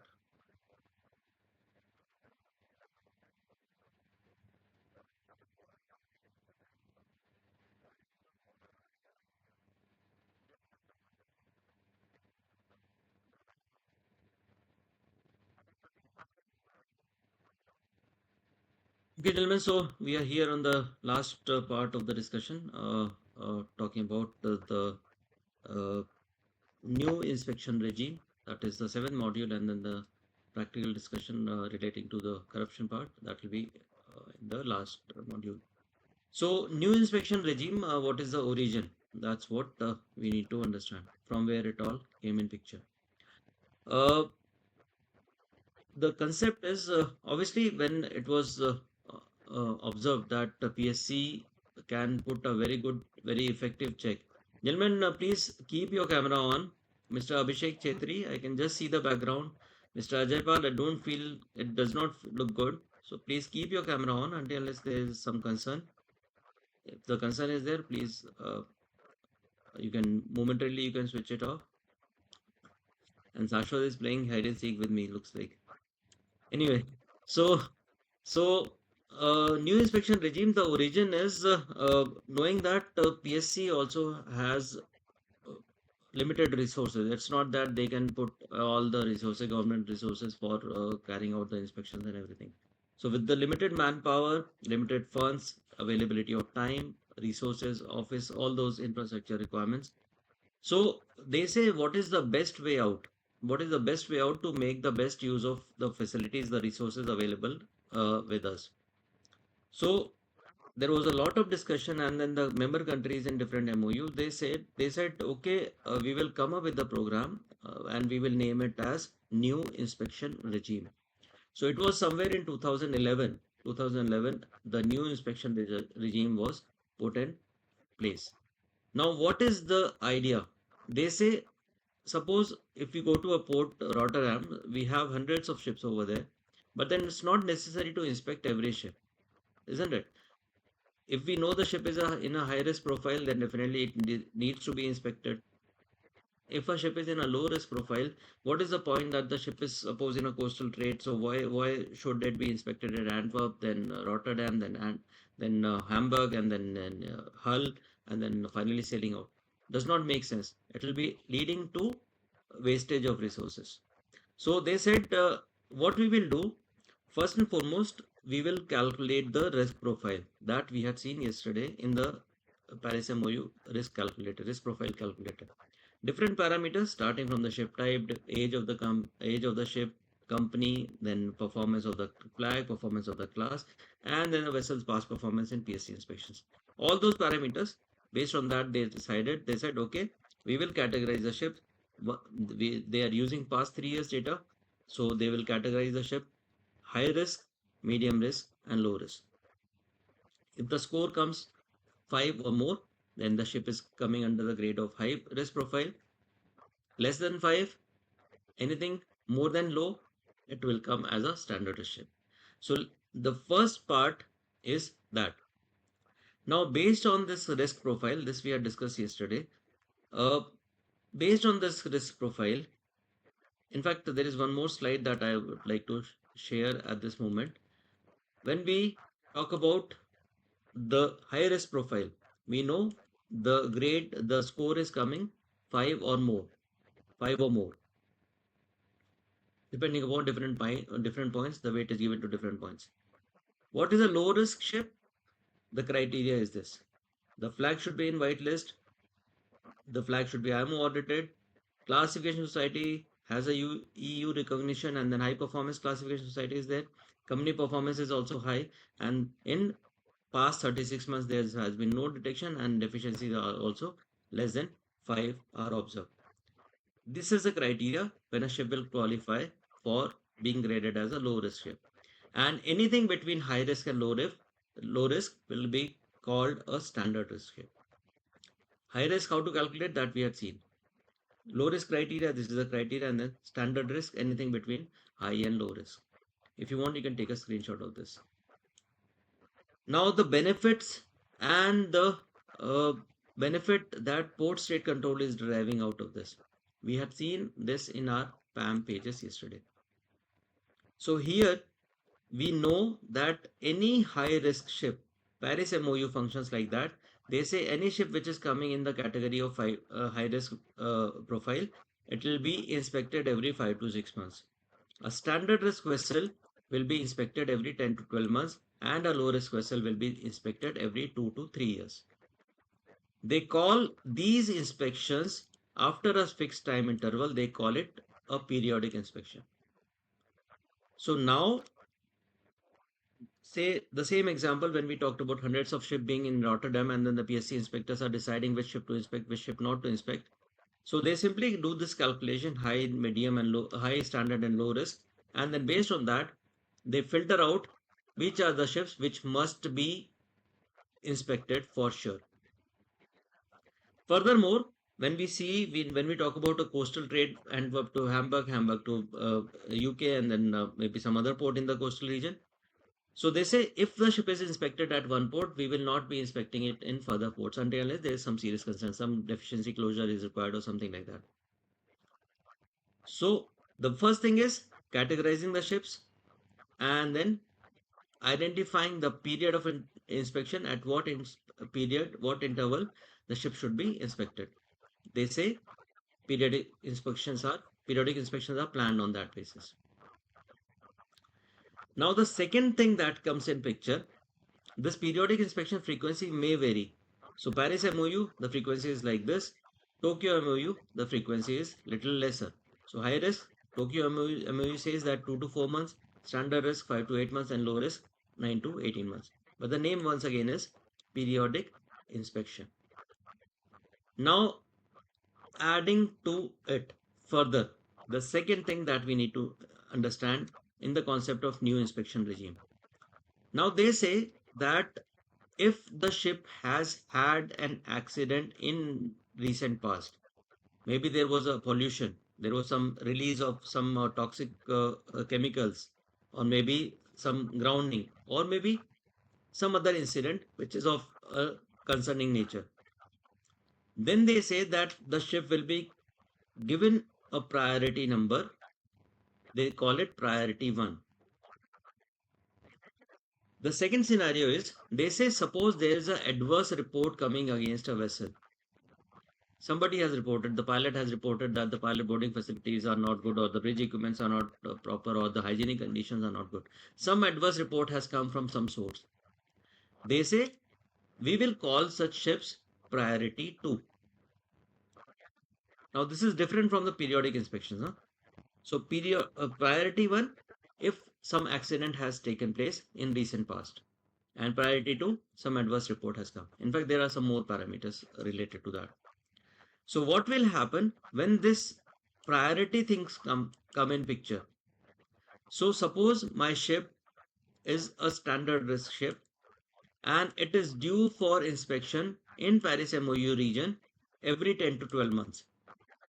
But then in recent past, I have had a pollution incident somewhere. So for that reason, my ship has come in priority 1, and in such a scenario, the PSC inspector, though my inspection is not due,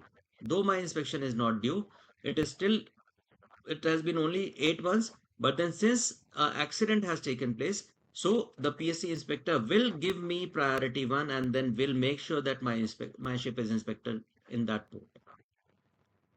So what is happening? The deciding factor is the past accidents that have taken place in recent past. We can be 200% sure that ideally my ship should have been inspected after 12 months period, 10 to 12 months period.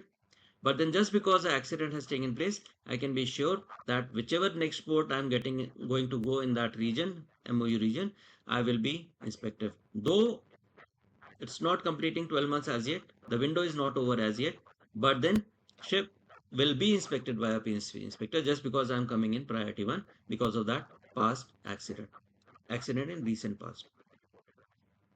Second scenario is when we talk about adverse report. Pawan, I'll come to you in a moment. Please let me complete. Second scenario, as I mentioned, priority 2, some adverse report has gone against a particular ship. Now, in such a scenario, it is up to the PSC inspector, depending upon time, depending upon available resources, he may or he may not. He may come for inspection, he may not come for inspection. That is priority 2. So, ideally, every port, every MOU, we will be having inspections based on the risk profile. But then if there is some extraordinary thing happening, may it be accident. If there is an accident, we can be 200% sure the PSC inspector will be coming. If there is an adverse report, PSC inspector may come on board, though it is not compulsory.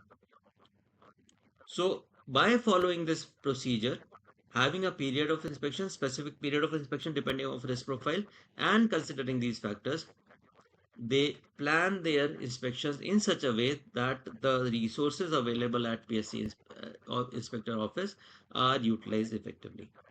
So this is in total, this system is called new inspection regime. The idea is clear. It should not happen that a low risk vessel is being inspected at every port, every third day, every fourth day, and then the high risk vessel is not getting inspection even after completion of 12 months. So just to make sure, filter out what needs to be inspected, the same ship is targeted, and that's why they say new inspection regime focuses on targeted inspection procedures. They identify the ships which need to be inspected, and then they target those ships, and then they conduct the inspections. Right? Any questions in that? No?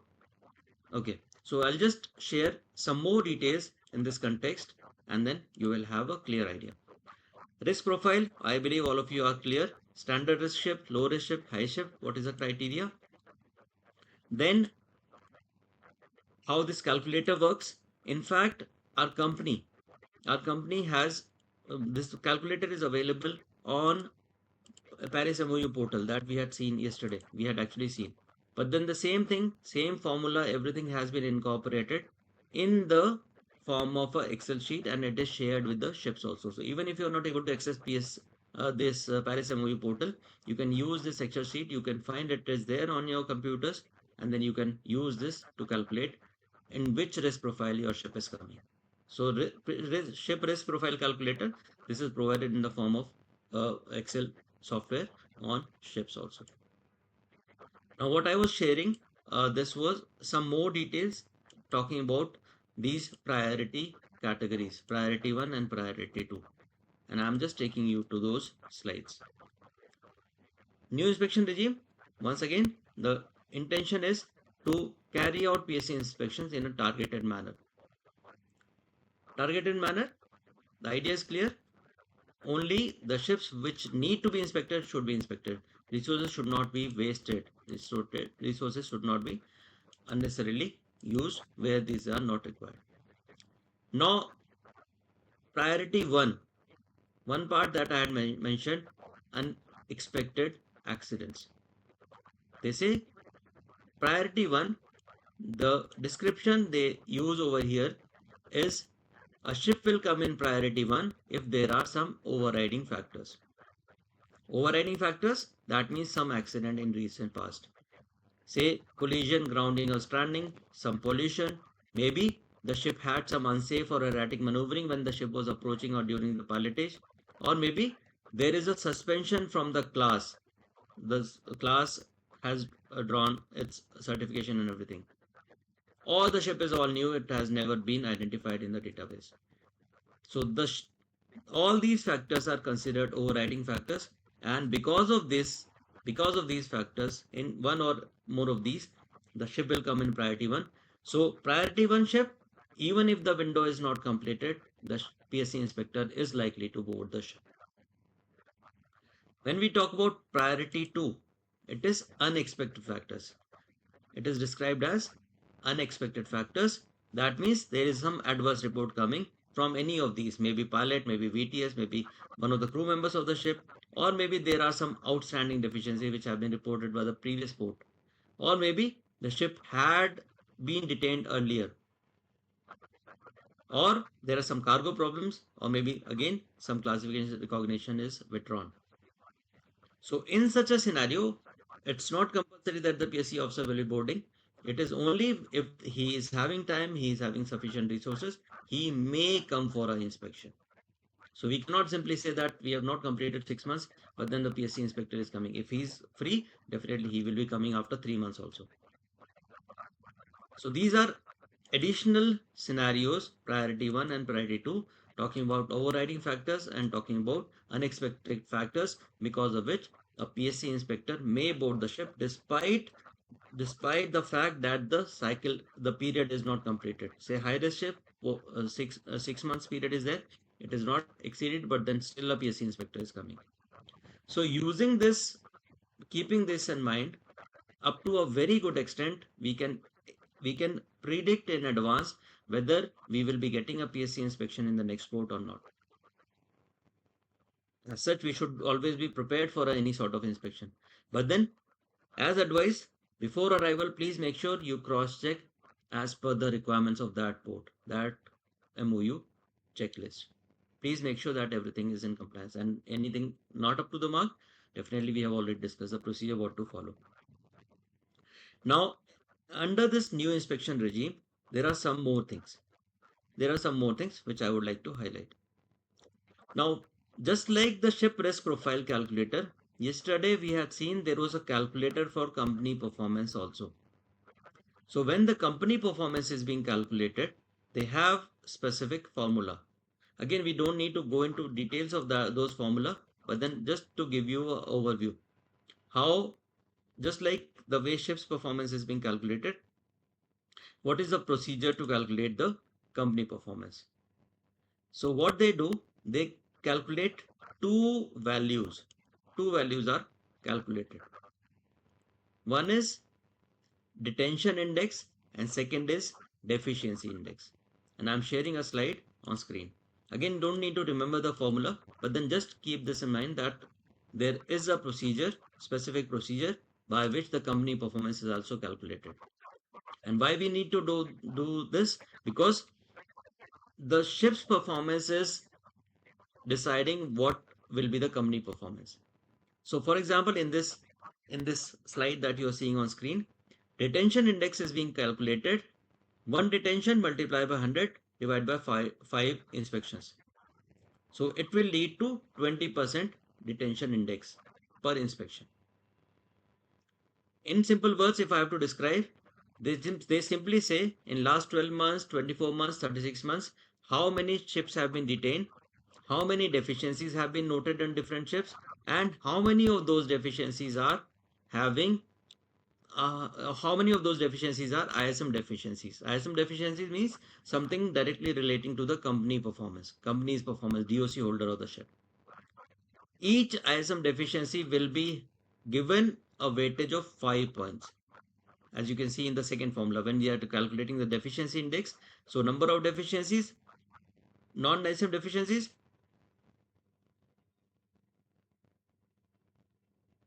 inspections. So these two indexes, once these are calculated, these are put together and they say detention index is so much, deficiency index is so much, and then based on that, based on the two parameters, we decide whether the company is coming in high category, medium performance, low performance, or very low performance. So far what we had discussed, what we know is ship's performance is affecting different parties involved and it is directly affecting the company performance. So this particular slide talks about the formula. Two formula, detention index and deficiency indexes being calculated for the company depending upon how many inspections have taken place, how many detentions have taken place, and how many deficiencies are there, and how many ISM deficiencies are there. Once again, ISM deficiency gets a weightage 5 times as compared to a normal deficiency. Now, once these two indexes are calculated, this is a criteria. Detention index, anything between uh, um, uh, this is given average, less than this is below average, and this is above average. Similarly, they have given a figure for deficiency index. Now, since after both these are calculated, these are identified whether these are average, below average, or above average. They put these together. Say detention index is above average, deficiency index is also above average. That means the company performance will be graded very low. In Anglo Eastern, once again reminding gentlemen, all of our ships, our company performance is either in high category, and some of the ships it is in medium category. Nothing in low or very low. So this is the second part. Just for information, we have discussed this also.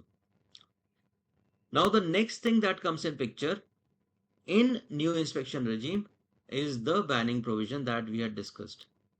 Banning provision that we had discussed in the morning. Same thing, if a ship is having a blacklisted flag and if it has been detained 3 times or more in last 3 years, that means the monitoring period is increased.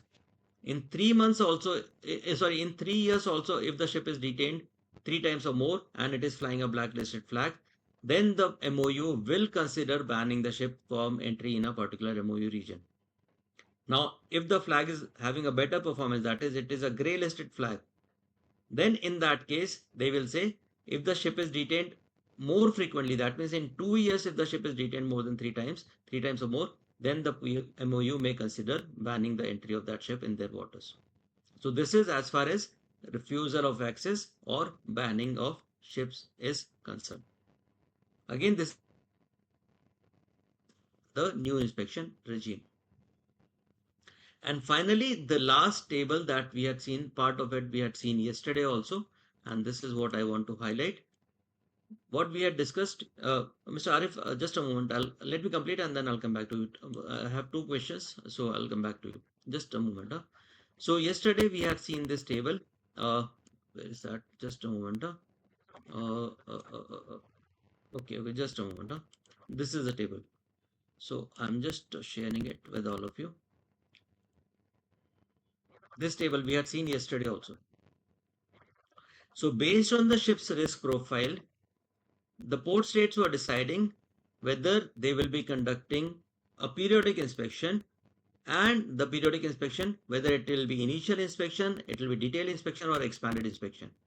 So what we had understood yesterday, if the ship is in a high risk profile, then the ship, if it is due for periodic inspection, say 6 months have already completed, then it will be inspected once again, and the inspection will be straightforward, expanded inspection, checking thoroughly from top to bottom, forward to aft. Whereas if it is a low risk or standard risk ship, then initial inspection will be there. More detailed inspection will come in picture in case clear grounds are established, and the PSC officer may conduct an expanded inspection if the risk profile, if the ship is of a high risk profile, something like a chemical tanker, gas tanker, or bulk or passenger ship, and it is more than 12 years old. Now, additional factors, overriding and unexpected factors, which were deciding the priority 1, priority 2. In such a scenario, suppose, making it simple to understand, so suppose if there was an accident on a particular ship, so it will come in priority 1. So in that case, what sort of inspection will be conducted? It will be either more detailed inspection, focusing on the area of concern. Suppose there was a grounding or pollution incident, so maybe they'll be focusing on the navigational perspective, maybe the machinery perspective, and then the pollution preventive equipments, more detailed inspection, or as per the professional judgment of the PSC officer, he might conduct a expanded inspection also, particularly if the ship is high risk or it is more than 12 years, low risk or standard ship. Once again, if you want, you can take a screenshot of this. It will not be, I mean, there will not be any question in this context in the examination, but then for your reference, this could be good. So for new inspection regime, with the help of new inspection regime, things are more formalized, more structurized, and then the resources are being used effectively. At the same time, as a seafarer, to a very good extent, we can predict if we can expect a PSC inspection in the next port or not. Though it cannot give you the absolute guarantee that you will be having a PSC inspection, but then to a very good extent, you can expect that you will be able to predict well in time, well in advance. Why I'm putting that condition over here? Reason being the example of one ship performing poorly in a MOU region. So if one of our ships, as I mentioned, when one of our ships was banned in Australia, then after that, every other ship, though they did not have a poor record, but then every other ship was picked up for expanded inspection. So that is entirely onto the PSC. If they are having resources, they will definitely go with that. And then the last thing in the new inspection regime comes in picture, that suppose a ship is detained. Suppose the ship is detained. So what solution does the ship have, or what solution does the company have? Is there any way to come out of that detention? So gentlemen, and particularly when the things are not justified, when the ship or the company say that we have already complied with the requirements, we are meeting the requirements, and then still the ship is being detained, we are not convinced with the reason why the ship is being detained. Obviously the primary procedure will be rectifying the concerns, rectifying the deficiencies, and then finally uh, uh, the PSC officer coming again, verifying, and then lifting the detention order. That's a standard procedure. But then even after correction, or maybe if the findings are not justified, and then the detention order is being issued, then in that context, in that scenario, there is a procedure for appeal, which is again given by IMO. So they clearly say that the owner or the operator manager can apply for a lifting of detention. That will be an appeal against the detention order, and then again different authorities will come in picture, and then there could be a scenario where the detention order will be lifted. But then this is a complicated one. Generally, companies do not prefer to go into that. But then worst scenario, that is the last option, going for a legal procedure. Appeal against the detention order. So that is all what is there to understand in new inspection regime. So we had the two participants having some questions. One is Mr. Arif. Mr. Arif, Brasa, please discuss what you want to highlight. No, just under the slide of the banning provision, Mm-hmm. there was two bullet points down. Can you please Mm-hmm. just elaborate on that, because we did not go through those? The Just jump detention and some refusal for repair agree yard. just a moment, just a moment. Huh? Let me take you to that under the banning provision. Yeah. Just a moment. And then the second participant who had pointed out.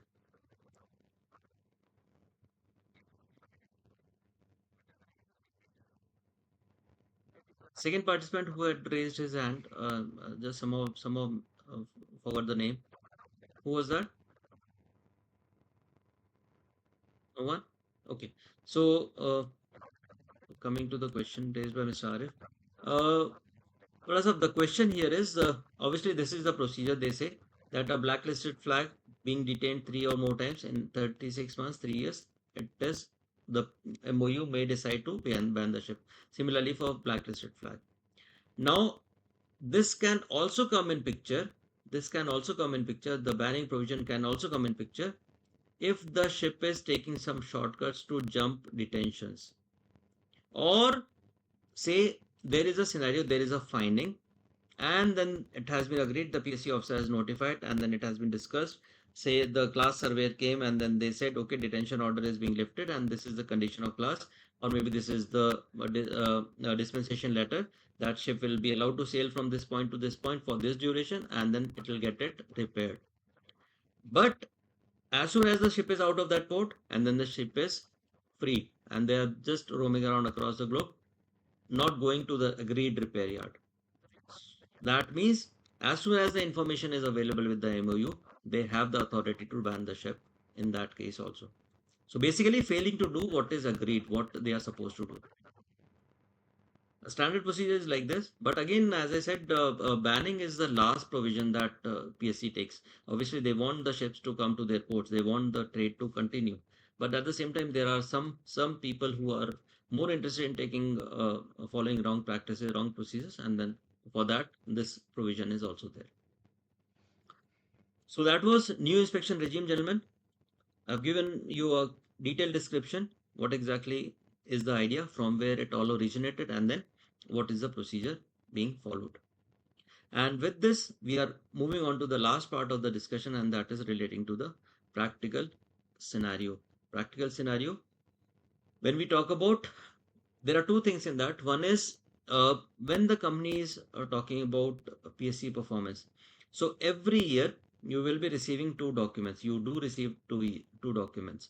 For different fleet groups, companies sharing a document named as KPIs.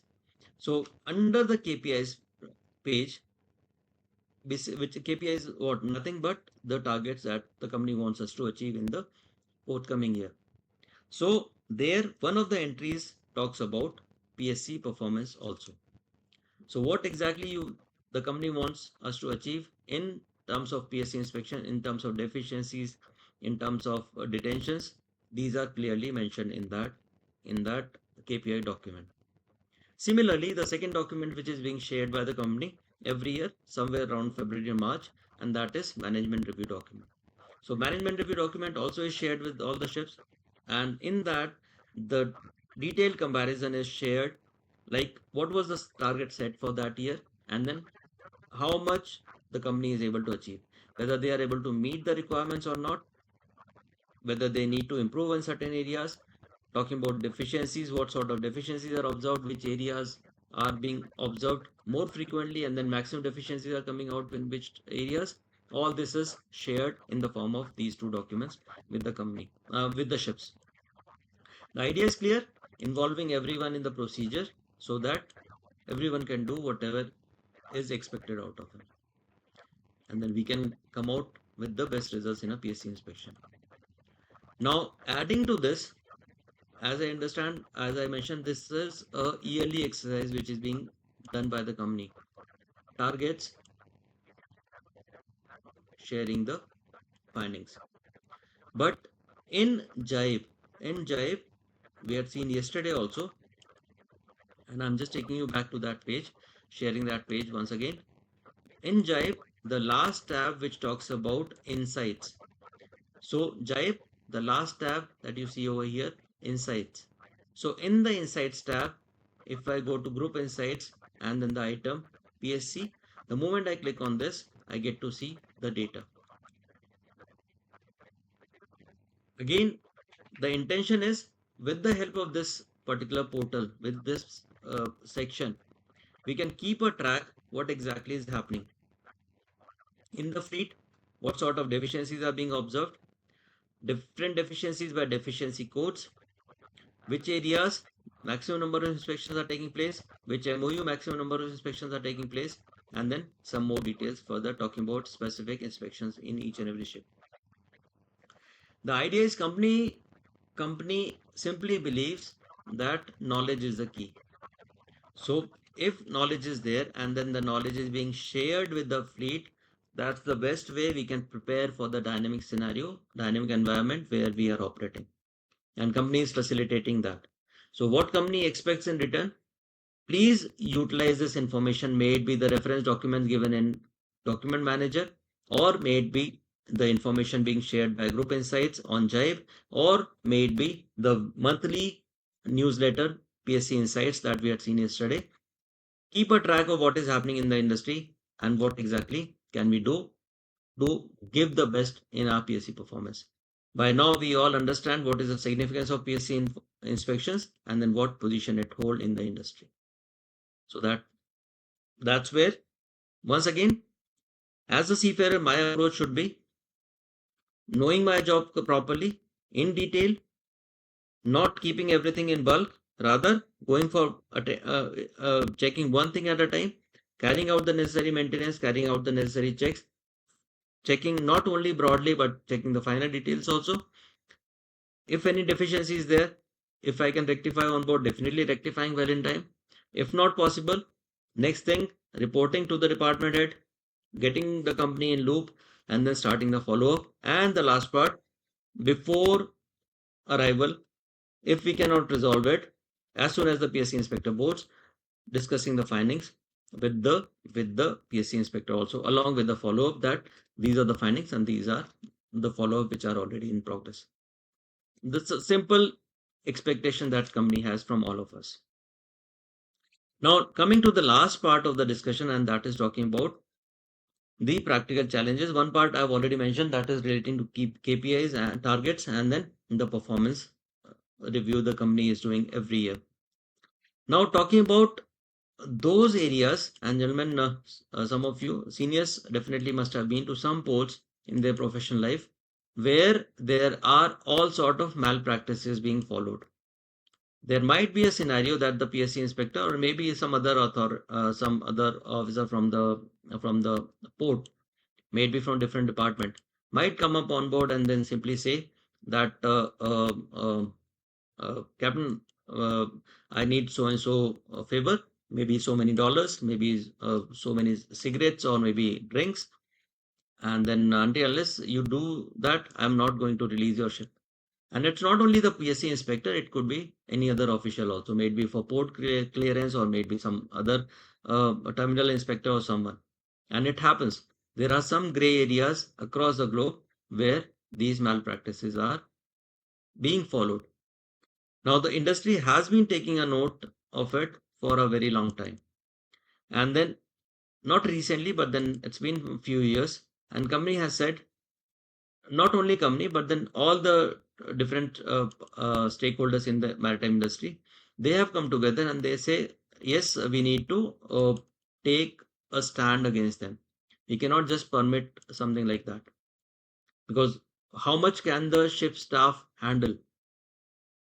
How much demands can we fulfill? So how to stop this corruption? How to stop this corrupt practices? How to put a check on that? And that is where they came up with the organization, and then the name is MACN. MACN, Maritime Anti-Corruption Network. I'm just sharing their portal on screen. I believe most of you will be aware, but then knowing a little more in detail. So this is the portal, macn.dk. It's from Denmark. So this is the portal that you're seeing on screen. And when it comes to about MACN, all this information is present over here. Not only that, they are talking about the members. So who all members are there? The intention is clear, to put a check and stop on these corrupt practices which are being followed in the maritime sector across the globe. So different stakeholders, they are realizing its importance and then they are joining MACN. And then you can see there is a huge list, what you see on screen, all the members in red. Anglo-Eastern Shipping, obviously Anglo-Eastern is a part of MACN. Not only Anglo-Eastern, there are many other companies who are a part of MACN. Now, what is the intention? Together they want to put a curb on this corrupt practices. How do they do that?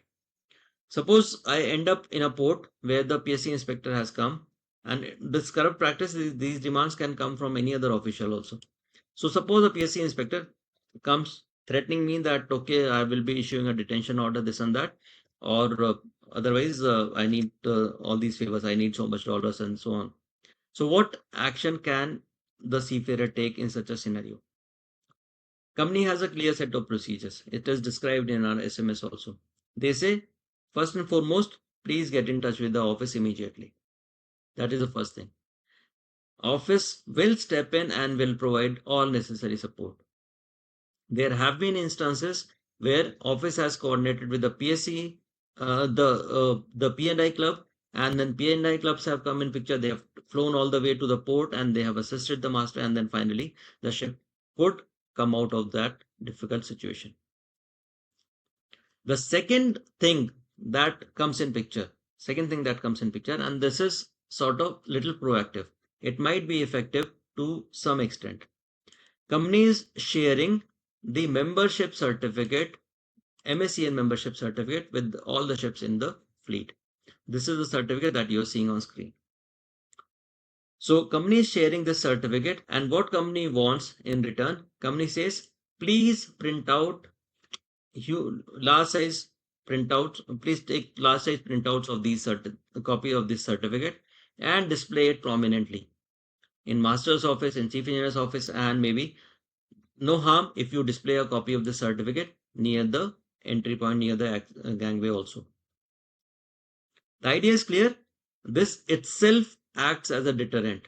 The moment the authority, the person sees that the company is a part of MSCN, it clearly says whatever is, and then they are aware that if there is some corrupt demand on that ship, it will be reported to MSCN. So that itself acts as a deterrent, and it is highly recommended that please make sure a copy of the certificate is prominently displayed in your respective offices. So this will give you a little extra strength. It's not saying that it will be simply helping out and then there will not be any corrupt demands, but then to a very good extent, it is a proactive measure from that point of view. And the last third part, gentlemen, ultimately, again, God forbid that should not happen, but then again, it's a reality. It has been observed in some cases.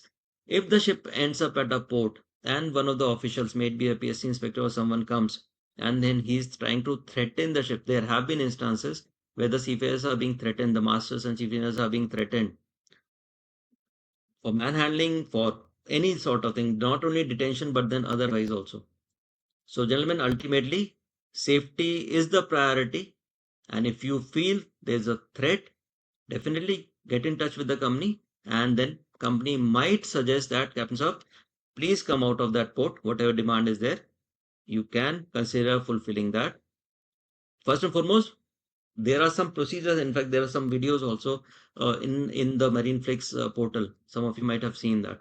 But then what company says, if you end up in such a scenario, safety should be the priority. That is the first thing.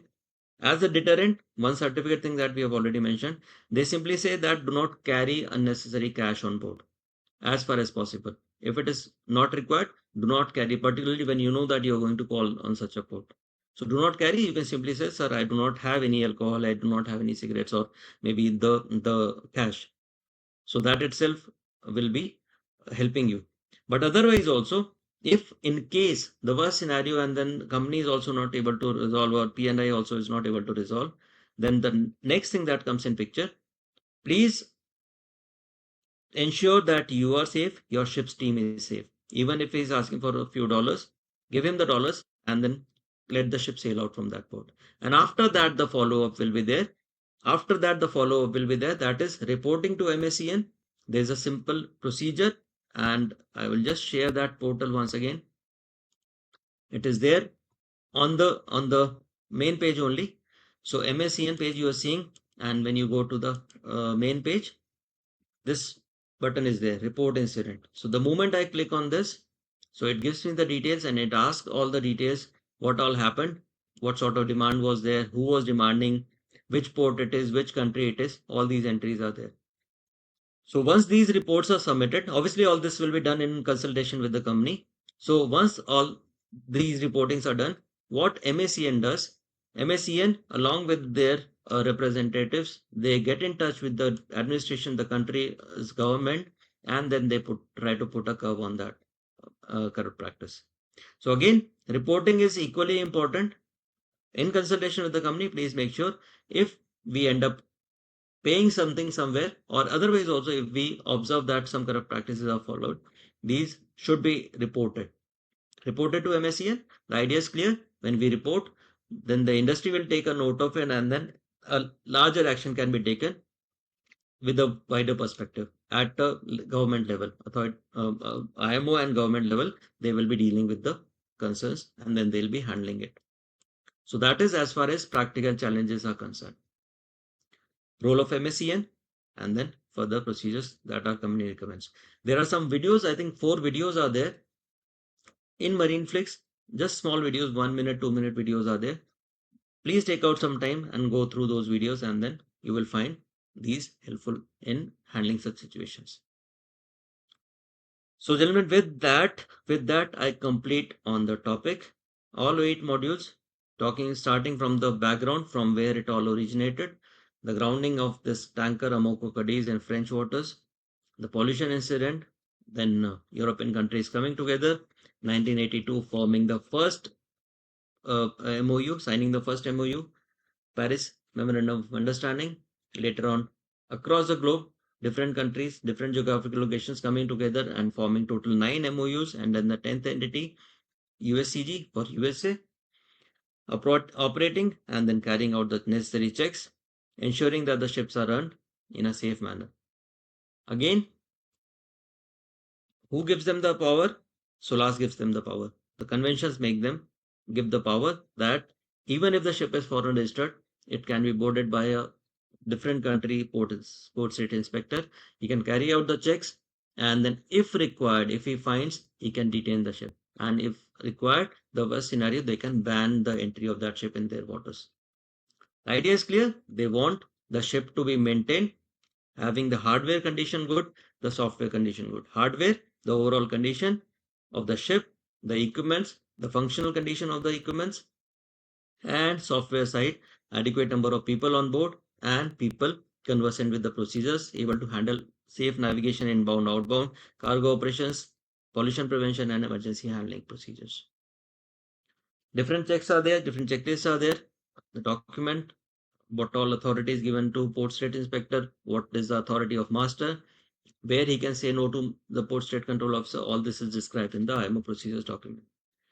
We discussed different deficiencies from Anglo fleet, recent experiences, detentions that have taken place in Anglo fleet, and we have just tried to enhance our knowledge so that we prepare ourselves in the best possible manner in all PSC inspections.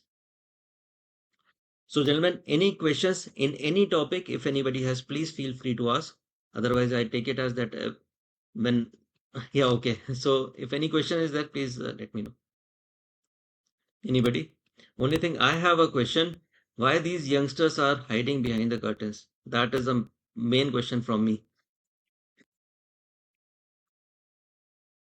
Why do you prefer to stay behind the curtains, huh? Shashwat Mishra, you are there in the class or not? Should I mark him absent? Then Mr. Priya Kumar, he is facing some connectivity issue. Mr. Priya Kumar, Mr. Ajay Pal Singh. Gentlemen, please do take out some time to watch the PSC related. Yeah, Sir, okay. I'm here only, but due to some connectivity, my video is not on. Are you able to That's hear me, okay. sir? That's okay as long as you are responding. I take it as that you are there in the class. You have been in the class for 2 days. Yes, sir. Only thing for last 1.5 hour, I'm wondering whether Shashwat is here in the class or not. Don't know. Okay. In any case, I'll be launching the post-course test. If he's not there for that, obviously I won't be able to mark his completion. And Mr. Ayush Nathani, Ayush also is playing hide and seek. Every time he is there, and then the moment he finds that I am showing some content, he just disappears. Ayush, if you are here in the class, okay, so Ayush is back on screen. Good to see you. Okay, so gentlemen, with that, as I say, I conclude on the topic. Any questions anybody has, please feel free to ask. Otherwise, I'm just launching the post course test. Shall we go ahead with the post course test? Yeah, okay. Okay. So there are total 25 questions, simple ones, no, nothing to worry. And then those who have been in the class definitely will be finding it easy to answer. Basic questions are there. So I'm just launching the post course test, and then once we complete that, we'll just quickly wrap up. So, okay. The portal is once again socreative.com. I'm writing in the chat box. All of you are familiar with that. Socreative.com. And the room name is AEMTC 3751. So please open the portal socreative.com, enter the room name AEMTC 3751, And once you access that, please type in your name and then start the test. 25 basic questions are there, and then most of you will be able to answer it easily.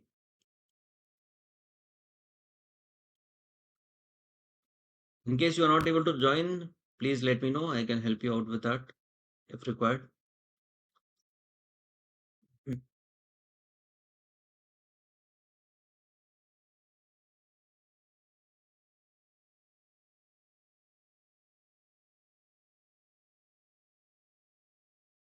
Ashwath, if you are here in the class, please acknowledge, please respond. Mr. Sashwat Mishra, third officer. Not there. Mr. Priyakumar, Mr. Priyakumar Panakal. I think there was one question. Mr. Pawan has had also raised his hand. Mr. Pawan, you wanted to say something? Wanted to discuss something? Not now, sir. Actually, that two factors were there, no? Priority 1 and priority 2. So there I was having confusions. Okay. Later on, you already cleared. Okay. That's good. So now it's clear. Great. Okay. So, Mr. Priyakumar, if you're here, and Mr. Sashwat Mishra, if you're here, I think two of them are not there.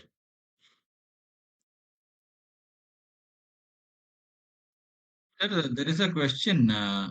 Total number of MOUs. This is without USCG, with USCG. That is not clear. Whatever you understand. It'll be a simple question.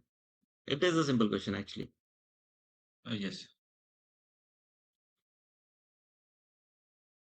As such, the passing percentage is only 60, so nothing to worry.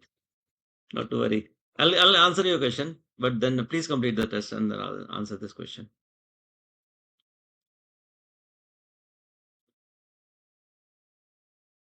I can see 22 participants in the class. 3 more to join. Whoever is not able, yeah, okay, now I can see 23. Mr. Priya Kumar has also joined. 2 more to join. One is Sashwat. Sashwat is missing. Looks like something wrong. Not there only. And who's the last one?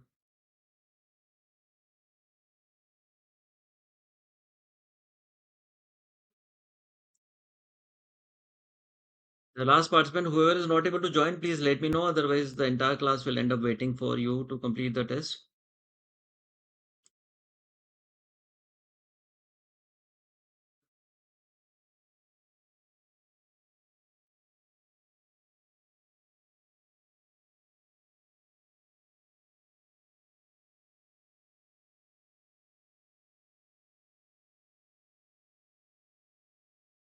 Okay, Mr. Rishikesh.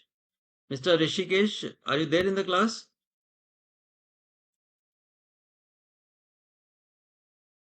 No, he's not. He's there in the class.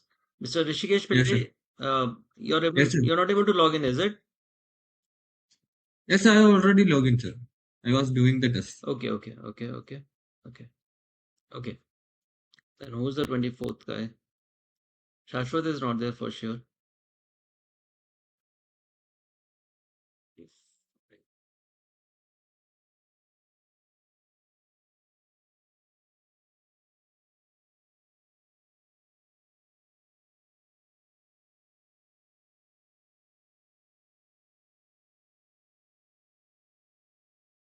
And when one participant is missing, I'm not able to make out. Otherwise, I'll have to check the entire attendance sheet.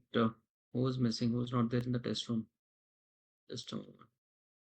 If you're not able to join, please let me know. Maybe I'll be able to help you out with that.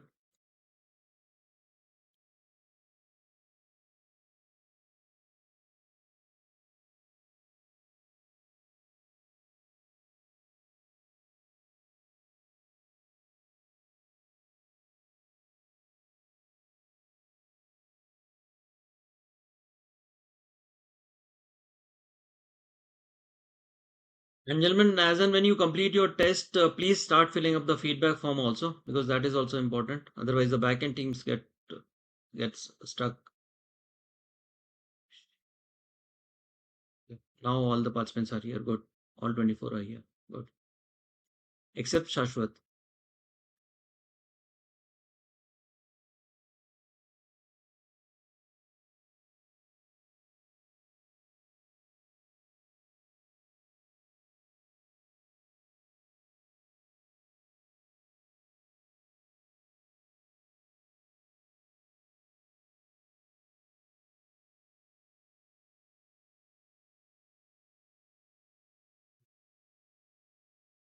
Once you complete the test, please fill up the feedback form. Saurav has already done it. Mr. Subramani has completed. Good. So please do fill up the feedback form that is on the portal aemtc-ames.com.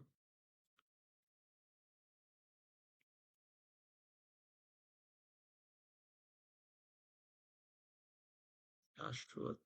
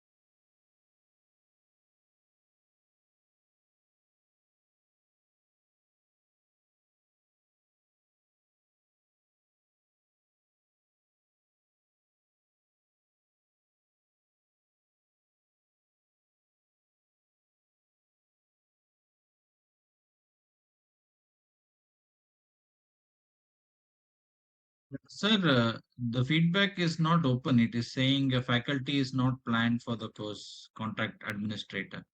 Just a moment. I'll refresh the page. Maybe after that it'll work. Just a moment. Okay. Okay, just allow me a minute. I'll get in touch with the backend team. I'll just inform them and will tell them to see. Just allow me a minute.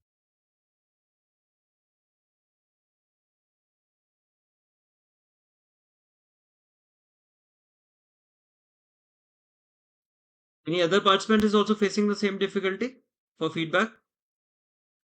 Anybody is able to fill up the feedback form? No, sir, it's not. Yes, sir, same problem. Same problem. Okay, okay. Just allow me a minute.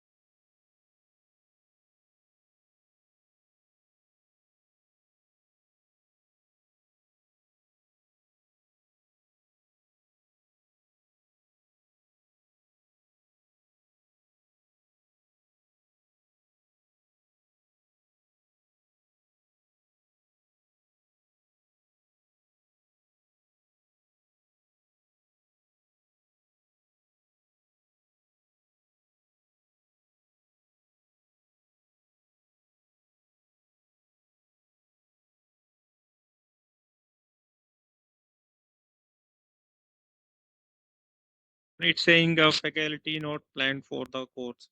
Yeah, that's okay. That's okay. I'm just talking to backend team and then they'll update. Please allow me a minute.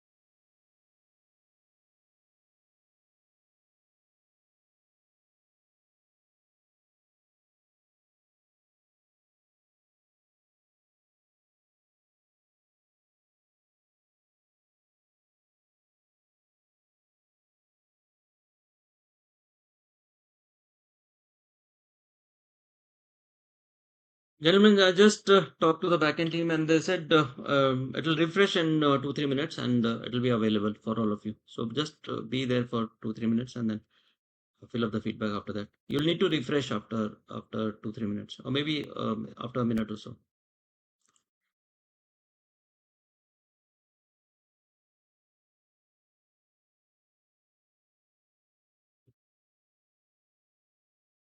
So majority participants are about to complete the test.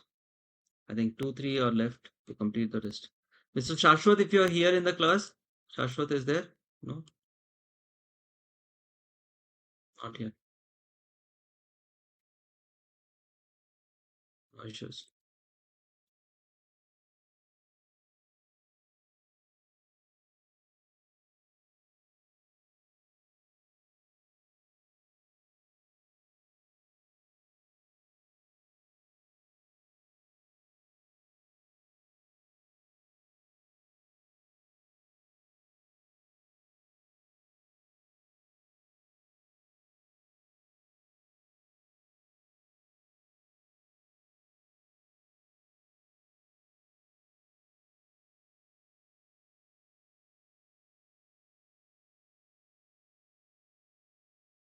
Hello?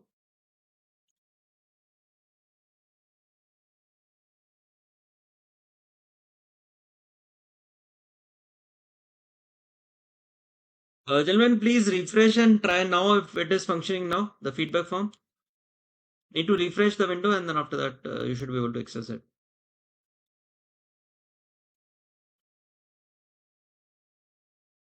Okay, thanks, Davis. Please do fill up. Others also, please do fill up the feedback form. Test also majority has completed, just one participant is remaining to complete the test.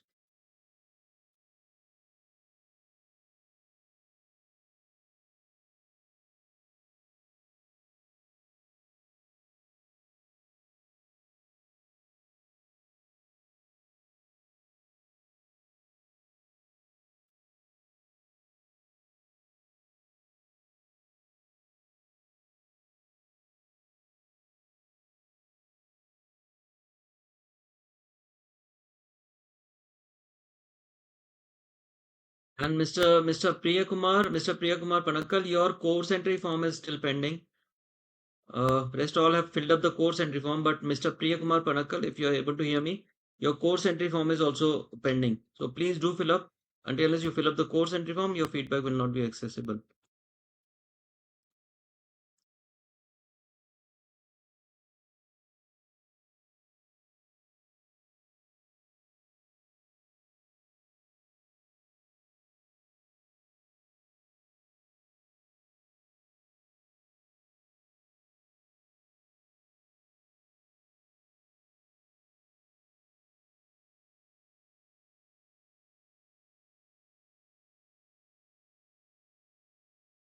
Sir, I have submitted this course feedback, but it's showing like rotating here.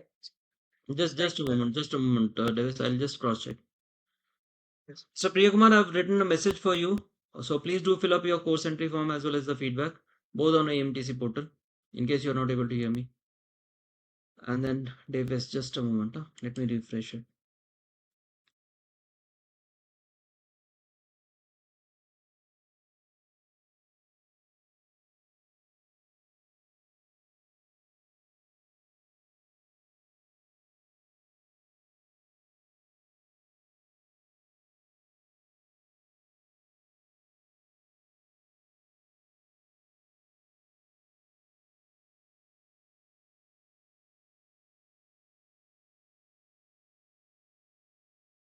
Yeah, Davis, it's filled up for you. Thanks. That's done for you. Thank And then some more participants have already submitted. Then we'll just wait a minute and then. Okay, Shashwat, if you're here, Mr. Shashwat Mishra. Yes, sir. I've been calling you for last more than 1 hour. Where were you? There is a light issue, sir. I have power outage here, so it's very difficult to use the laptop. That's okay, Yesterday but also, then see, you should have joined using a see, mobile phone, no? Something like that. At least you should have updated. I'm sorry about that, sir, but I'm just giving the exam. Yeah, that's okay. And Exam, I can see you are there in the test room now. But then you should have been there in the class also, no? Exam is not the priority. The class and the session is the priority, isn't it? yes, sir. So what solution do you suggest for this? Being absent for last module for around 1.5 or something.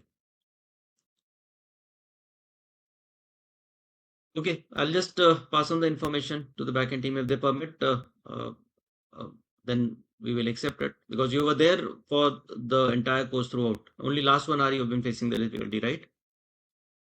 Yes, sir, because I was only checking for if electricity is coming or not. It's my mistake, I know, sir. At least should have updated, no? Any case, please complete the test. Please complete the test, and then I'll just uh, cross check with the uh, HOD here, and then if they permit, then we will accept that. At most, what can happen? At most, what can happen is they might ask you to complete the last module. At most, otherwise, most probably they will permit. Mr. Subramani, you were saying something? Sir, I've already filled the feedback, but it is still showing red as due, but I filled it. Yeah, please refresh it. I think maybe if that works for you, I'll just cross check on my portal if it is done. Just a moment, huh?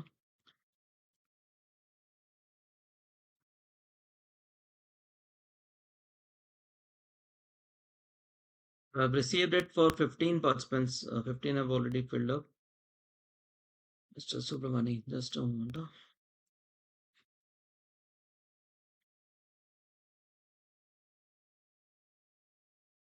No, yours is not filled up as yet, Mr. Subramani. Please cross check. Maybe if some entry is not completed, some entry is missed out somehow. It's still showing in red over here also. Not filled up. Game successfully submitted. Okay.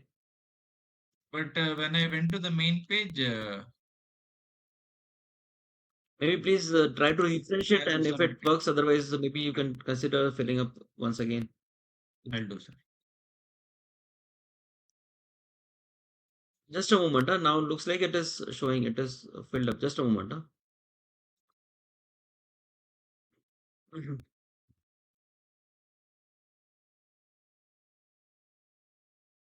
Yeah, now it is filled up. It's submitted. It's submitted. Okay. Thank you, sir. Thank you. Gentlemen, just please wait for a few seconds. Let Shashwat complete the test. Just 4 more questions. I think 4 or 5. No, some more questions are there. Maybe 2-3 minutes. Let him complete the test.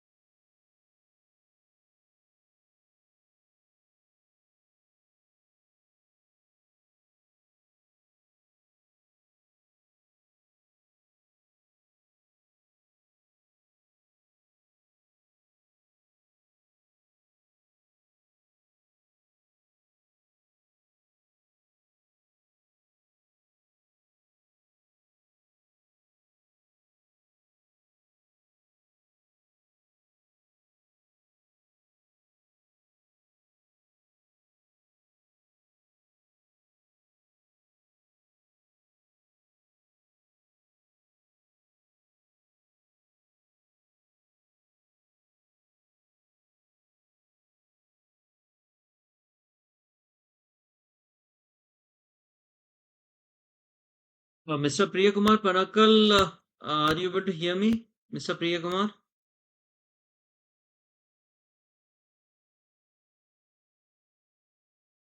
He has completed the test, but then he is also not responding.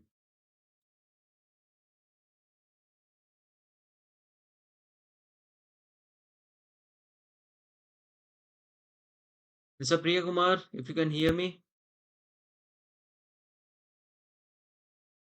I can see you on screen. Please unmute your mic and then speak up.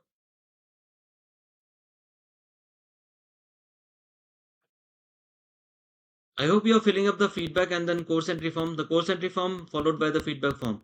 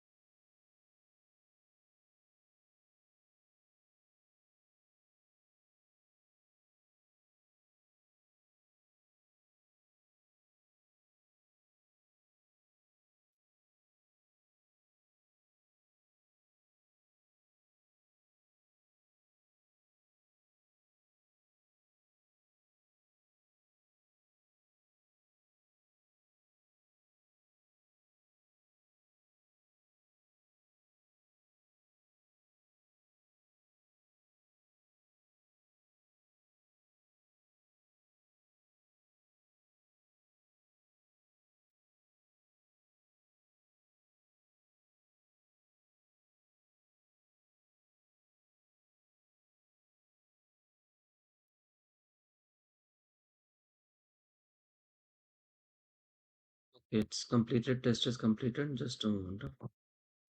Finish and export results.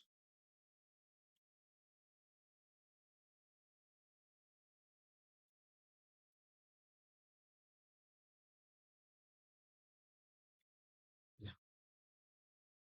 Okay, gentlemen. So just sharing the scoreboard with all of you. It's here. Just a moment.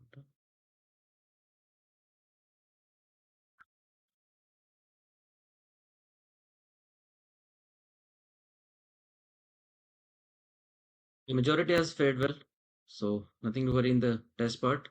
Now quickly going through the test paper questions. We'll have a quick look. Majority has answered correctly, and then the answers questions are simple only, so should not be issue. But then quickly going through, USCG regularly combines ISPS security inspections along with the PSC safety inspection. The statement is correct. The second question, let me zoom it. Just a moment. Okay. First MOU signed in 1982 was Paris MOU. The third question is there are total 9 MOUs and conducting PSC inspection on regional basis, and that is the correct answer. MOUs are 9, and then the 10th entity is USCG, which is not a part of any MOU, but then they are operating on their own. Not considered as a MOU, they are not a part of any MOU. Then the fourth one, the PSC report is to be retained on board for a period of 2 to 3 years. Next question, primary responsibility of vessels compliance with IMO ILO convention lies with the flag state. The primary responsibility is detained, the recognized organization, that is the class, should be informed but not required to inform flag state. That is incorrect. If a PSC in the PSC report, form B is used to record deficiencies. That is correct. If a ship is detained, this will impact the right ship safety score. That is correct. CIC is carried out over a period of 3 months in Paris MOU. That is correct. There are 4 types of PSC inspections: initial, detailed, expanded, and CIC. 11th one, a PSC action code 17 means vessel must rectify deficiency before departure. As per AEM's SM procedures, a junior officer can meet the PSCO at the point of embarkation if the senior officer is busy. That is incorrect. Company wants a senior officer to be there throughout. For PSC deficiencies, master needs to do a root cause analysis and submit a corrective and preventive action plan. PSC deficiencies have to be considered as non-conformities. Company wants us to do that. That is correct. Senior officer, preferably master chief engineer, must always be accompany PSC officer, correct. Absence of or impossibility to read draft marks is a retainable deficiency under load line convention. Overloading is a retainable deficiency under load line convention. In case of PSC deficiency, vessel should wait until sailing for rectifying same. That is incorrect. Try to rectify it as soon as possible. Oil record book not available is a retainable deficiency under MARPOL. Under the new inspection regime, there are 3 risk profiles: high risk, standard risk, and low risk profile. 21st, the PSC efforts complement the flag state effort in maintaining vessel standards. That is correct. High risk ships have to undergo expanded inspection. We discussed this in detail. Ventilation fan for a paint store not working is a deficiency under MLC. That is incorrect. Vegetables provisions room flow dirty is a deficiency under MLC. And then the last one, PSC inspectors may ask to see the crew undertaking drills, and that is also correct. So these 25 questions, basic questions are there just to put a just to cross check that we all have a clear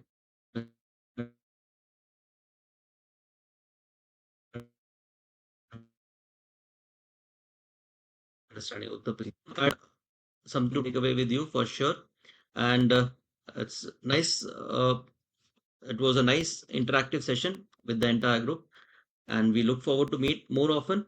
In any case, let's meet up in some other course some other time.